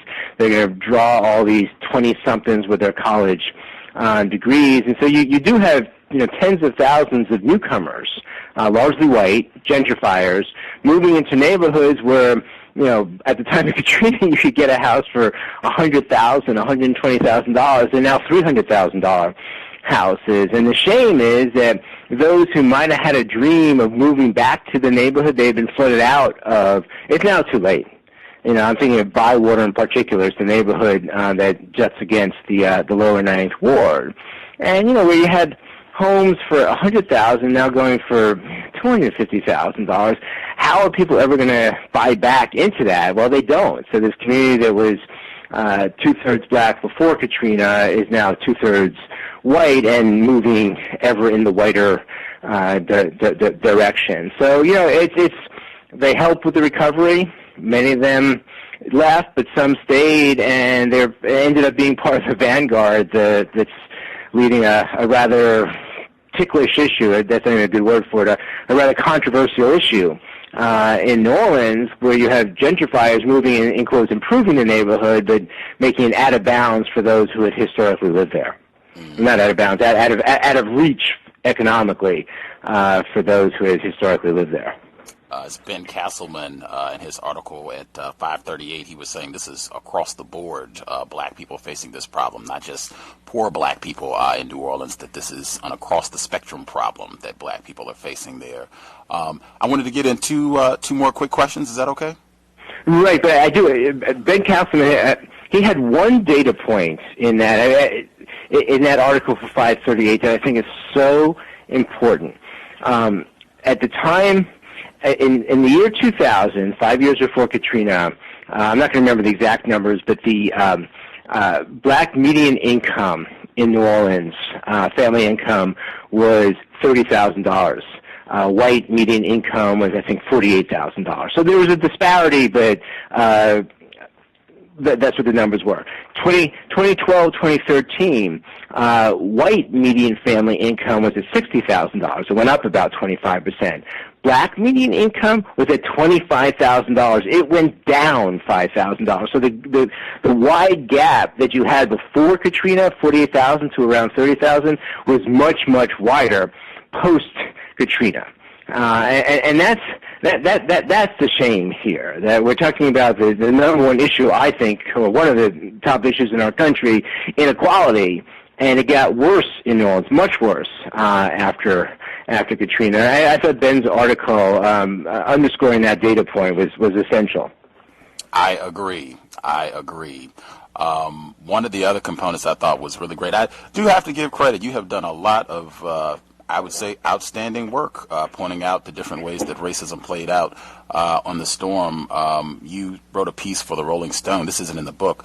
For the Rolling Stone, the lasting effects of Hurricane Katrina, where you focused on the children. And that's something that we've been trying to highlight the whole time that we've been studying this event and saying, man, there were children at the Superdome. There were children at the convention center and, that died or saw relatives and what have you. And just trying to imagine if you're in high school, you're 15, the beginning of the school year, and then this happens, like just trying to even begin to fathom how that would impact you and the trauma. Just wanted to get your response. This is a paragraph in the report that you authored.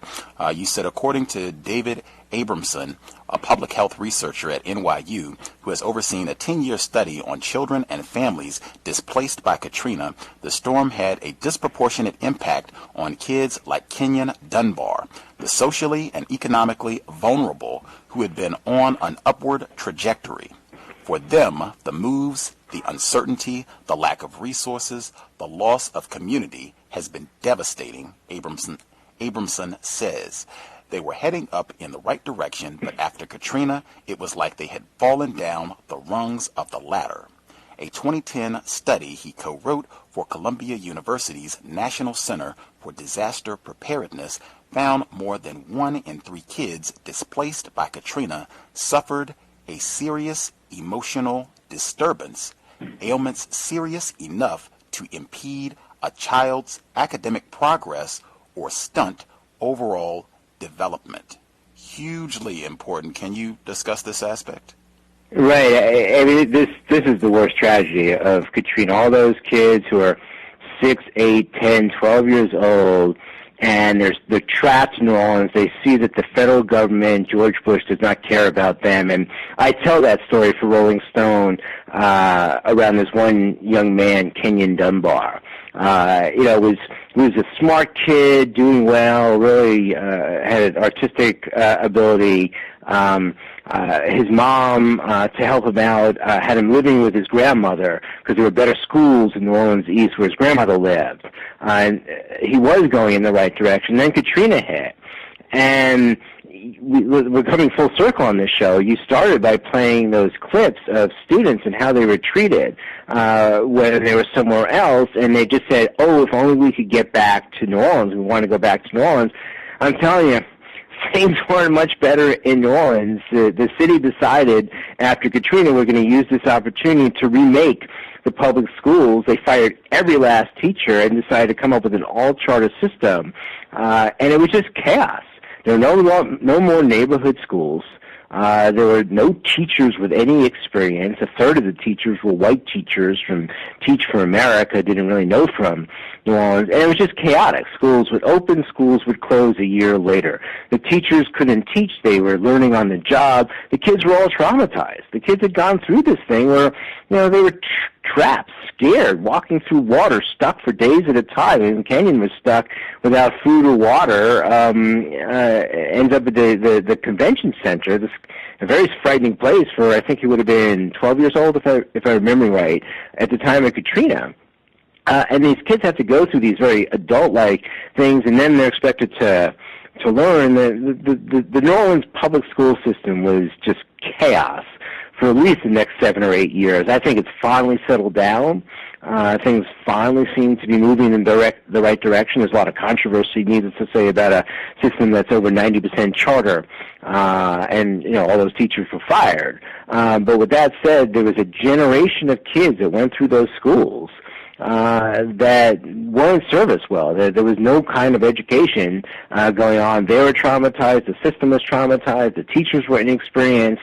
They were re-traumatized when a school would close. It was an awful situation. I really feel like there's a lost generation of kids who had to endure this public school system as children post-storm. The mental health aspect, that's another. I mean, there's so many things to emphasize on this, but I mean, just black mental health. That's something that we talk about on a regular basis, and I think for this event, the total lack of regard for black mental health is glaring. Whether it's black mental health of children, adults, whatever the case may be. And just, you didn't write this, but you referenced it in the book. I tried to do as much research as I could and checking out other sources and footnotes and different things that you referenced. You referenced a report, I think I'm saying her name correctly, Shayla Dewin. She wrote for the New York Times, Road to New Life After Katrina is Closed to Many. This is from 2007. And I was reading the report that you referenced. I think we just covered that section in the book club last week. And in this report, she's writing about different black people that have been stuck in these FEMA trailers and just out in Nowhereville after Katrina. This is 2007, so it's 2 years. And this is Joanne Anderson, and it's talking about she needs a job, and it's talking about some of her experience. It says, for 4 months, they searched the unfamiliar city there in Tennessee, the unfamiliar city for work. She at hotels, her husband at temporary agencies, and when that failed, at fast food restaurants. But being an evacuee seemed to be enough to tip the scales against them. Perhaps the couple said because the evacuees who took jobs right after the storm were not in their right minds. I don't really ever think that I was going to get hired for some simple reason that I have to show my Louisiana ID, Evans, her husband, said. It was like I give them an application and from their hands to the garbage can. at one business, he said hurricane evacuees were required to take anger management tests. My jaw hit the ground when I read that, for a myriad of reasons, the trauma that these people are experiencing.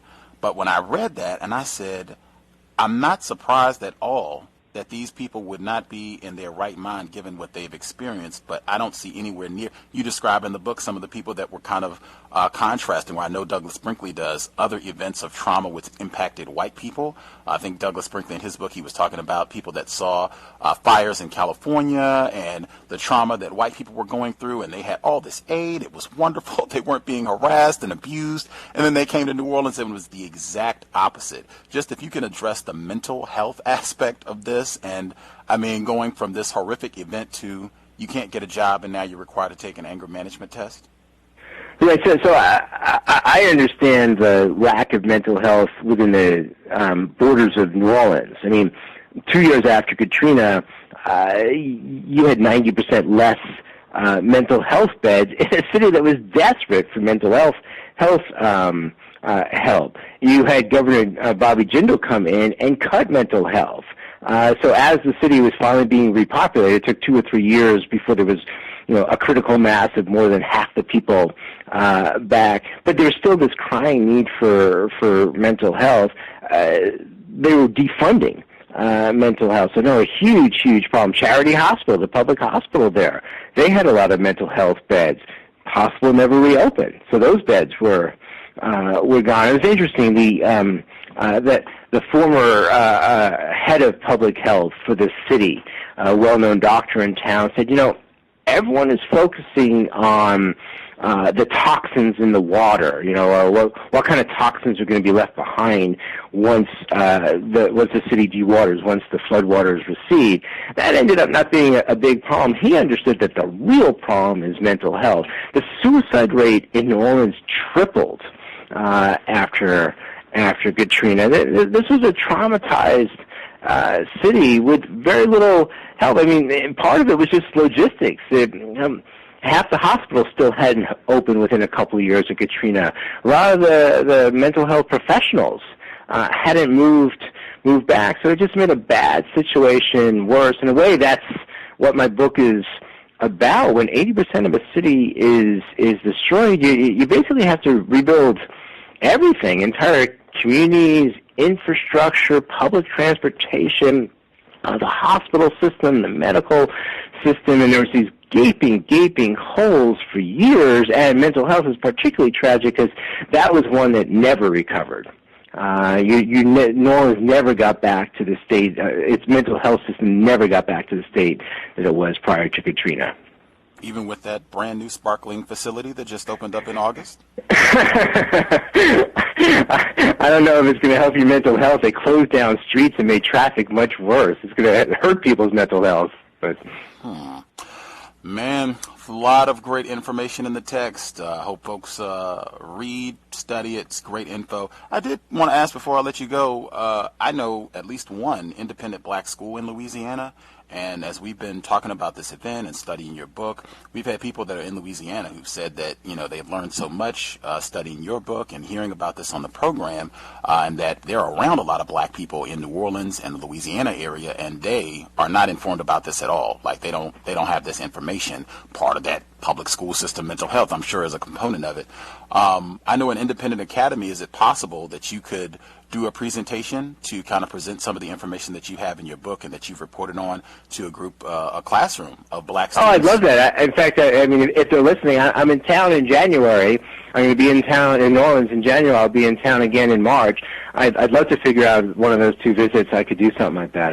I'd love to do that because, I'm going to repeat something I said earlier in the show. The crazy part about Katrina is you would describe it as like one of the most covered, if not over-covered, events of the last decade. And yet there's these huge gaps in what people are hearing. Sometimes I think we have the illusion that we're learning. We turn on cable and I've just watched 2 or 3 hours of coverage of this big event. But it gives you this illusion because they're not really telling you much. They're just repeating the same few things. Sometimes it's just happy talk. It's not really what's going on. And I think Katrina is one of those one of those stories that people might think they know what happened, but they don't, because it was much worse than you think. And the kind of inequities that the whole world saw in those first days, well, that just played out over the next 10 years. So there's this largely untold story contradictorily about a story that was, famously overcovered. I think that would be outstanding. If you could do that, I can send you the address for the school and see if you all can work something out for when you're going to be in town. Actually, if you're going to go to Chicago, there's an independent school there as well, and I just mentioned them because the Chicago Tribune's op-ed piece that came out this past summer that got so much attention. I think that would be grand if you could put that in context. So I'll just I'll email you the addresses, and if you all can coordinate that, I think that would be fantastic. I'm sure they would really appreciate getting the information. The book again, Katrina, After the Flood, outstanding work. You should read the piece at Rolling Stone. That is outstanding on the impact that this had on children. You can even go back in the archives and see some of the material that he was writing about Katrina all the way through, leading up to when the book was published. I went back and dug through some of the stuff that you were writing about Alden McDonald back in like 2006 and 2007. That's fascinating to check back on as well, but really appreciated having you on the program, and outstanding work. I have learned a lot. My pleasure. Thank you very much, Gus. For sure. Enjoy your evening.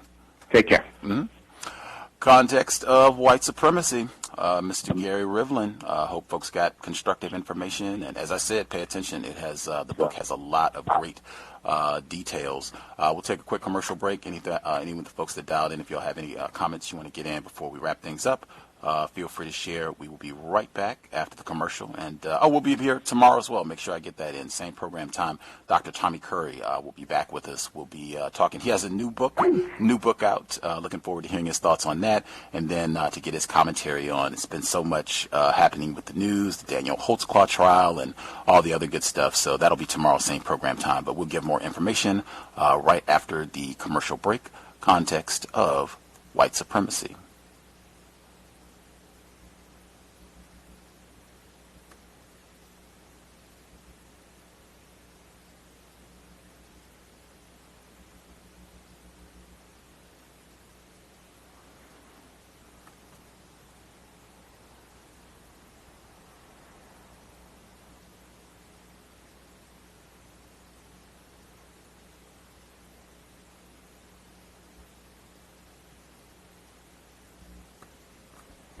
RacismDaily.com, your number one source for global news reports on race, racism, and overt actions of white supremacy. From Asia to the Americas, to Europe, to Australia, to Africa, racism is not a thing of the past. It is our current reality. Be informed. Be globally informed. You should be the first to know. RacismDaily.com, RacismDaily.com, RacismDaily.com.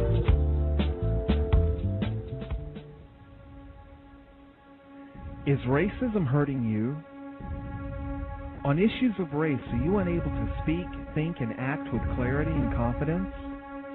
Are you tired of laughing when nothing is funny, smiling when you are not happy, agreeing when you really disagree?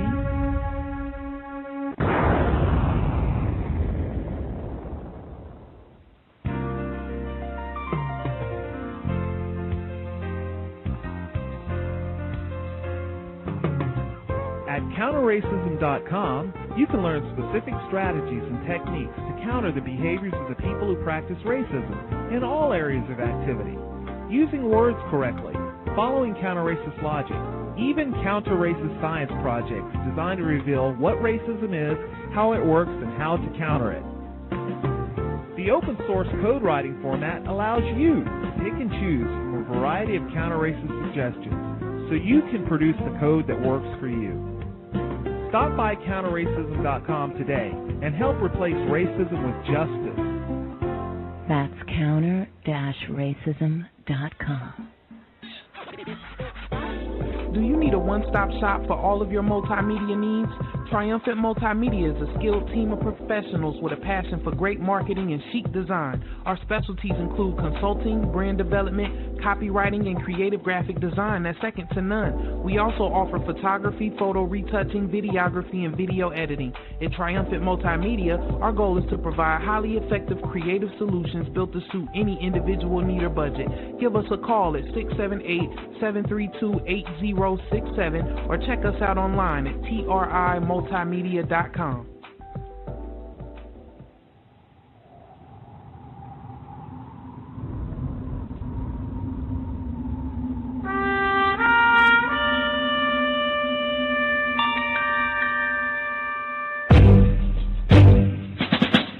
Hi everyone, welcome.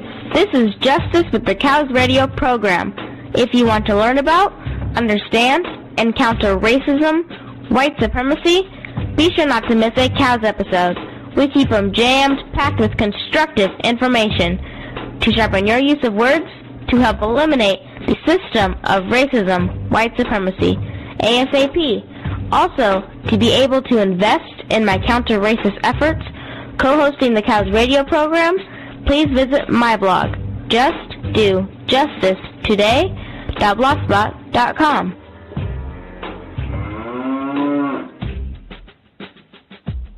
You're just saying just buckets and buckets of words. Context of White Supremacy. As I said, we should be here tomorrow. Dr. Tommy Curry should be joining us. Looking forward to talking, as I said, his new book, talking about that as well as what has transpired. So many events, the Daniel Holtzclaw trial and the situation at the University of Missouri. And, man, it's quite a bit. I think it's been some months since we've had him on the program. But he should be here 8 p.m. Eastern, 5 p.m. Pacific tomorrow evening. Tune in, share, let folks know. With the broadcast today, I did want to share about seeing, hopefully, if we can get Mr. Rivlin to hit the school in Louisiana. I was thinking Samari Academy. Dr. Kamari, he's been on the program many times. Man, more than 2 or 3 times. We even had some of his students on the program. Kamali Academy. I want to see if we can get Mr. Rivlin there, and even Freedom International in Illinois. Marcus Klein also has been a guest on the program, Independent School for Black Children. I thought it would be great to get him to go to both of those schools because, as I said, I've had black people who live in Louisiana, and they've said that they are around other black people and they just don't know any of this information. And same thing that I told Mr. Rivlin, that is direct indictment of the school system in New Orleans, which has been notoriously terrible, as well as just the trauma around all of this event. And it's not a blame on them at all. It's just that is the system of racism, white supremacy. They're not going to give us accurate information about what happened with all this. A lot of times you have to do your own digging, to go out and research, do some reading, do some fact-finding. I think it would be good, even though he is still on the suspect list, just because to be able to get someone who's done this much research, that's one thing I definitely concede. He has a lot of factual, accurate information. Miss Brown at the New Orleans Tribune, that's one of the first things she said when I was talking about his book with her. She said it is accurate.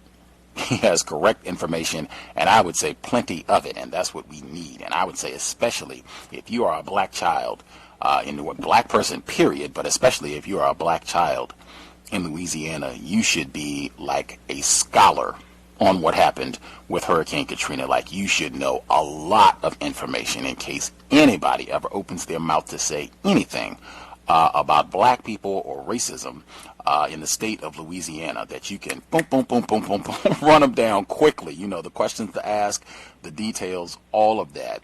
And I think that would be great. If I was a black child and I got this information, and particularly in those environments, because they are accustomed on a daily basis, they are seeing black educators. So that my thought process was to have that environment. You already have black educators. You're accustomed to seeing intelligent, highly skilled, competent black people that care about you and are helping your well-being.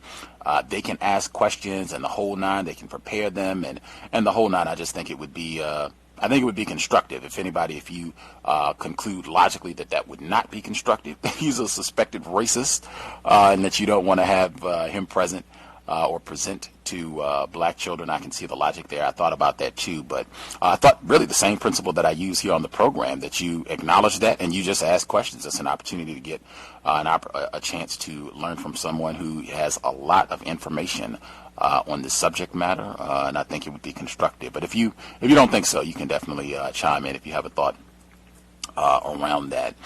Glad we got him on the program. I'm especially glad that I asked him about Raheem being pushed out, because as I said, I think when we were doing that for the book club, I said it seemed like there should have been more information. Like, what do you mean pushed out? Pushed out by whom?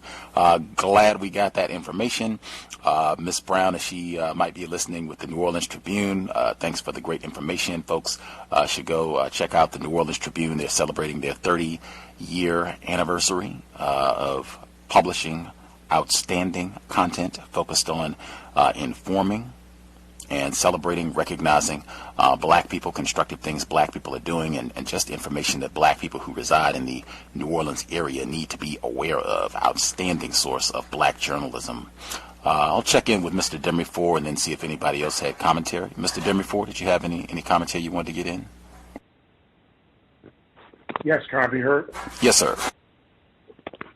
Okay, I just find it hard to believe that Mr. Rivlin was entirely truthful when he said he didn't know about the whites stockpiling arms, breaking and entering into the homes, taking those guns.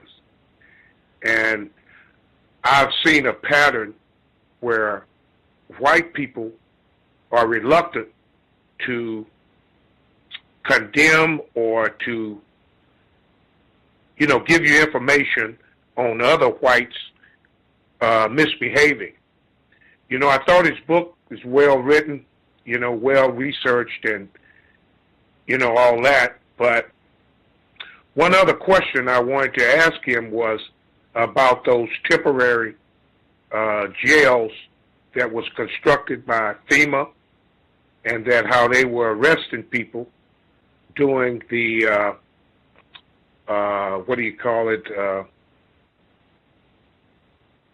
state, they had a curfew and a mandatory evacuation, and any person that was left behind, a person of color, it was just automatically assumed to be some looter or criminal and was caged like an animal for up to 3 weeks without their family knowing anything about it.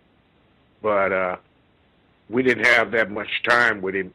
But I don't know if this book mentions it because we hadn't finished it yet. Do you think he was completely honest about not knowing about whites stockpiling those arms? Were you talking about the confiscation of guns, where they were going around and taking people's guns after Katrina? Is that what you're talking about, where the police was actually going around and doing this, or am I misunderstanding? Yeah, that was one part of it, but also, I guess it was not his book then, but I've got that information that whites were actually going into their neighbors' homes, people that had evacuated, and taking their weapons, and then they said that at some point they would try to notify their neighbors that they were taking their guns, but, sort of like they were borrowing them. But then, anytime you take something without asking, you steal it. And then there was a gross comparison, with the media about people who needed water and food that was, that would go inside the store and get it. I mean, where else would you get it? And the policemen were doing the same thing, but it wasn't mentioned as frequently. The police aspect, I think that was that got a good bit of attention. I think he might even have a reference to that in the book in terms of the police, because I think he mentions the NRA. I'll double check to make sure, but I think he might have a brief mention about he has a brief footnote about the NRA filing the suit about the police going around and confiscating weapons. But in terms of citizens going and doing this and borrowing, in quotes, as you say, and maybe we'll give you notification. I didn't know about that. That was news to me. So he might have been informed about that. Maybe he was, maybe he wasn't. But I think he did at least acknowledge on the program that you did have a lot of armed white people. I think that was in the book, and he did acknowledge that at the top of the program. But yeah, them just going and taking people's guns from their houses to use them and stockpile them, that was news to me. Oh, okay. And I deliberately asked about Malik Rahim so that to set that up so that you could bring it up about whites taking over an organization that he founded. And I didn't want to take up too much time. I didn't know how many more callers there were, and to give everybody else a chance to ask at least one question. Yeah, they lollygagged a bit today with questions. Other folks, I definitely would have encouraged, because I think the book has a lot of great information. I definitely would have tried to come up with at least a question or two. But yeah, you could have got in one or two more probably today and got him in. He seemed willing to field more if you had a few more. But yeah, and definitely appreciate the setup on Malik Rahim, because I thought that was important. I had that in my notes as well to make sure that I got that in about that line, because he didn't have pushed out in quotes in the book as though this was Malik Rahim saying he was pushed out. He just had it written. This was, his assessment of what happened was that he was pushed out by these white do-gooders who came down to quote unquote help. Another thing is that he mentioned in the book about Oprah Winfrey visiting the stadium, but maybe it was not that important, but she did make over $1 million in contribution to aid in the recovery, and also even built several homes for individuals that was displaced. And one of the notes, I think it was in Ray Nagin's book, that she made a large contribution to the pet population that was displaced. You can imagine people running off and leaving their pets, and stray animals were floating in the water, and some were wandering around, I guess, without food. And that was also mentioned in Zaytun, the other book by Dave Eggers, how he was feeding some of the animals. So I guess Oprah took some sympathy in that aspect. But with all the human suffering, I don't see how much emphasis could be put on that. I know pets are a big thing, with some people. Amen. I'm in total agreement. It was too many black people continuing to suffer and struggle 10 years on, to be worrying about Lassie and, Fluffy over here, the kitten, was left behind. Not that I got any beef with them, but I mean, gee whiz, if we got the time and the resources to hook them up, we should definitely be making sure that everybody, all the black people here, anybody else that needs help, they are taken care of. That just seems logical to me. Guess with the other content, I would just encourage folks, like I said, if you are going to do some reading, even if you don't read the entire book or listen to the audio segments that we've done on Katrina after the flood, at least check out some of the articles that report at 538. Ben Castleman, who is a white man, but it has just flabbergasting information about how this, and it's not a money thing. That's the other thing that's really important, and I think that gets emphasized in Katrina after the flood, that black people across the spectrum regardless of if they had a lot of money or not, that they have just been, I don't want to say devastated, but it has been horrible. The 10 years after Katrina, that they're doing worse off. Would definitely check out that piece, the piece on how this impacted Katrina's children. In terms of just not being valued or viewed, that documentary, the portion that I started with, it's called Education in Exile. It's available on YouTube, and it's short. It's like, I don't even think it's 10 minutes.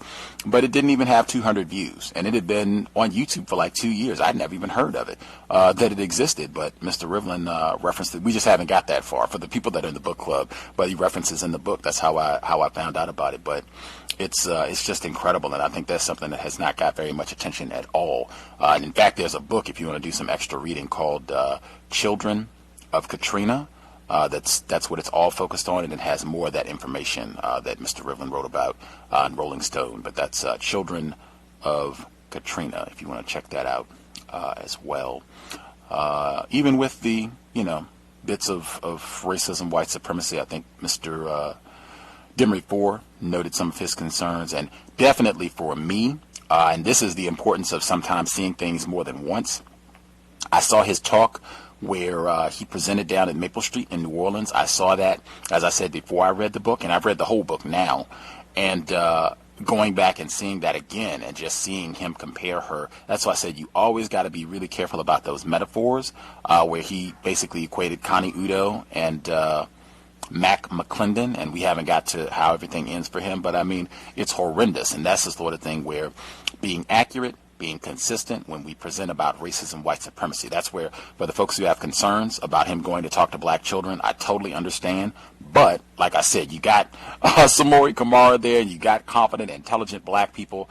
They can push back, they can ask questions. I feel like they can offset that. So Mr. Klein with the Freedom International Academy in Illinois, that's what I was saying. I think it would still be constructive for them to get that information. If you had any thought on that, Mr. Jimmy Reiss, any concerns? Does that seem reasonable to have him present to black children, or do you think that would be a non-constructive idea? No, I think that would be constructive.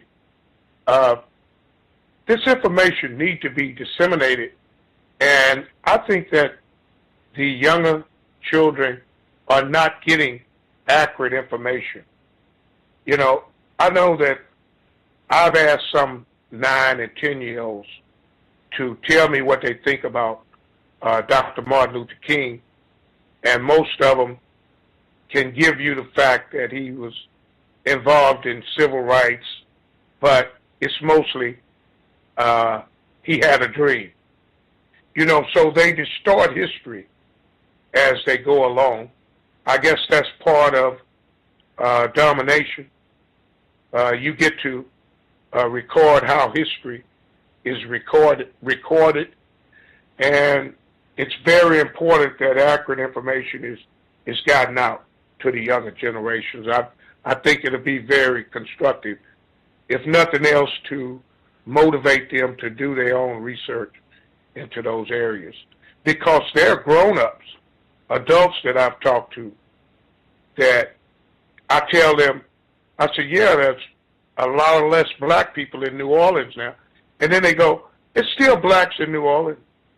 And then upon further research, they find that there's 100,000 less blacks in New Orleans now.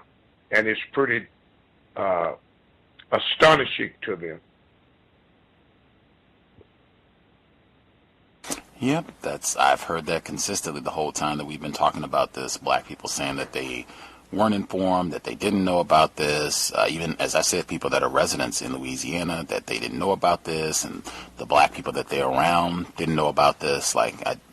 It should be mandatory, particularly if you are in the state of Louisiana. You should know, like I said, you should be a scholar on everything that happened associated with Katrina. You can talk about it backwards, forwards. Anybody says anything about it, you can speak competently and immediately on the subject matter. And I would even say for black people, period, I cannot think of a more just startling event that's happened in the last 25 years with regards to impacting black people in this area of the world. I feel like this just had such a devastating impact on that population of black people there, and even just the way that black people in the whole get talked about. I still hear, I forgot to ask him that, but I was just, even to this day, anytime there's any sort of what they call a natural disaster, and they use Katrina as the reference point, like, oh, you see, they had, the tsunami in Japan. They're not looting and rioting like those Negroes in New Orleans during Katrina, or when they had the flooding in South Carolina, not that just, a couple months ago, what have you.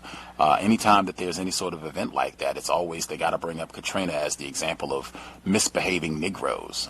So just for all of those reasons, I think we should all be extremely informed about this, having accurate information, and plenty of it, because it reveals white supremacy, racism in all areas of people activity, easily, blatantly. Do you have anything else, Mr. Demifort, before we get ready to wrap up, unless everybody's taken care of, I assume? Anything else, Mr. Demifort? Yes, I wanted to speak that, he overemphasized that the rumors and the misinformation that Ray Nagin and Eddie Compass was putting out there, and it leaves a question mark in my mind why they would do that in the first place. And the only explanation that I can come up with is that maybe Ray Nagin and Chief Compass was trying to accelerate some type of assistance there, to give them the benefit of the doubt. But it was an horrific thing to do. But with all the things that was going on and everything that white people were doing down there, I think that's a small thing compared to, open season on black by armed white people, and all of the administrative injustices, all the way from the presidency down to city officials. And also, we didn't mention anything about old Greg Medford. That guy was supposed to be close to Ray Nagin, and I believe he ended up selling out. So that's it for me. I'll mute my line, Gus. Good program, and I think you did an excellent job in covering those areas that we had questions about. For sure, I hope so. Yeah, Mr. Muffert, he did, that's coming up in the book, but yep, he actually he sold him out. I think that would be correct use of the term. Suspected race soldier Greg Muffert, he did sell out Ray Nagin at the end, and it seems like quite a few white people did at the end, and had some glee about doing so. We are not done with the book. I think we have 2 more sessions before we will finish up Katrina After the Flood this Friday, 8 p.m. Eastern, 5 p.m. Pacific. I think we'll have 2 sessions, this one and then 1 more next week, and we should be all done. But it is interesting all the way down through the end. And racism, white supremacy remains at the center of everything that we have left to cover.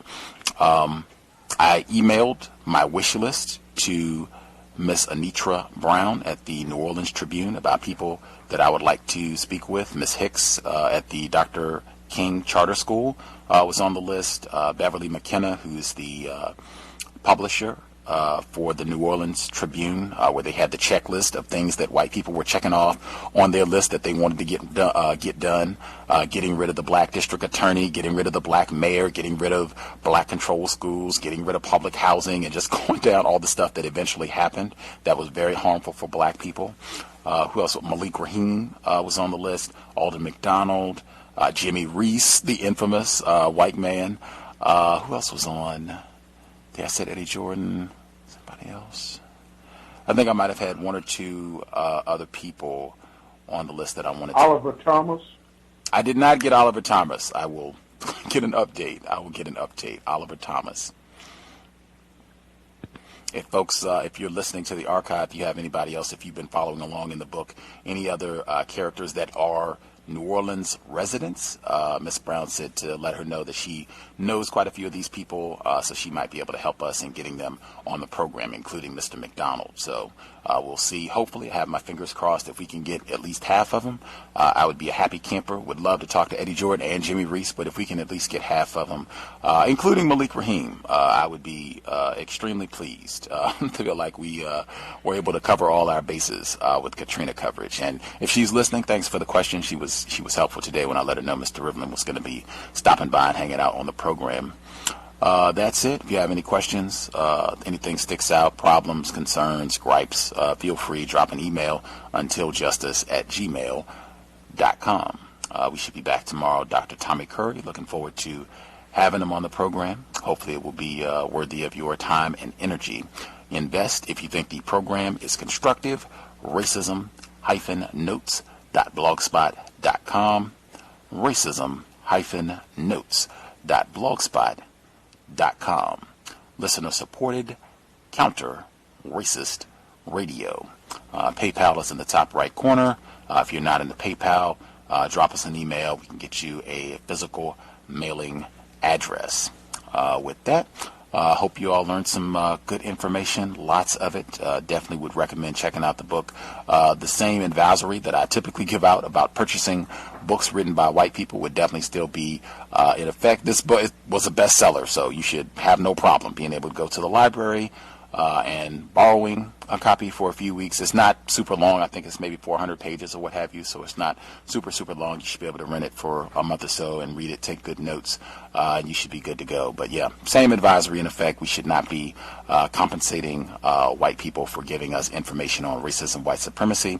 And again, it should not be a surprise that white people are very informed about all the nuances and details and nooks and crannies about how racism, white supremacy operates. They are the experts. That is no surprise, and I just try to learn what I can when they put this sort of information out. With that, thanks for tuning in. Sobriety, again, would be best if you're going to be behind the wheel, even if you're going to be a passenger or pedestrian. I would encourage sobriety. We want to do everything we can to minimize problems, potential conflict with race soldiers. You never know when you can bump into a Daniel Holtzclaw, Darren Wilson, when you're out and about. We want to do everything we can to try to be as safe as possible under conditions of war. Daniel Holtzclaw trial was today. I posted updates. Make sure you get information on that. We'll definitely be following as that continues in Oklahoma City. With that, Creator, we ask that you help us remain patient with other victims of white supremacy. We ask that you help us remain patient with ourselves. Remind us to demonstrate the highest levels of black self-respect at all times, in all places, each and every time we are in contact with another black person. It has been time. Replace white supremacy with justice immediately. Context of White Supremacy signing out. Thanks all for tuning in. Nigga, you so brainwashed. I'm a victim, brother. Problem.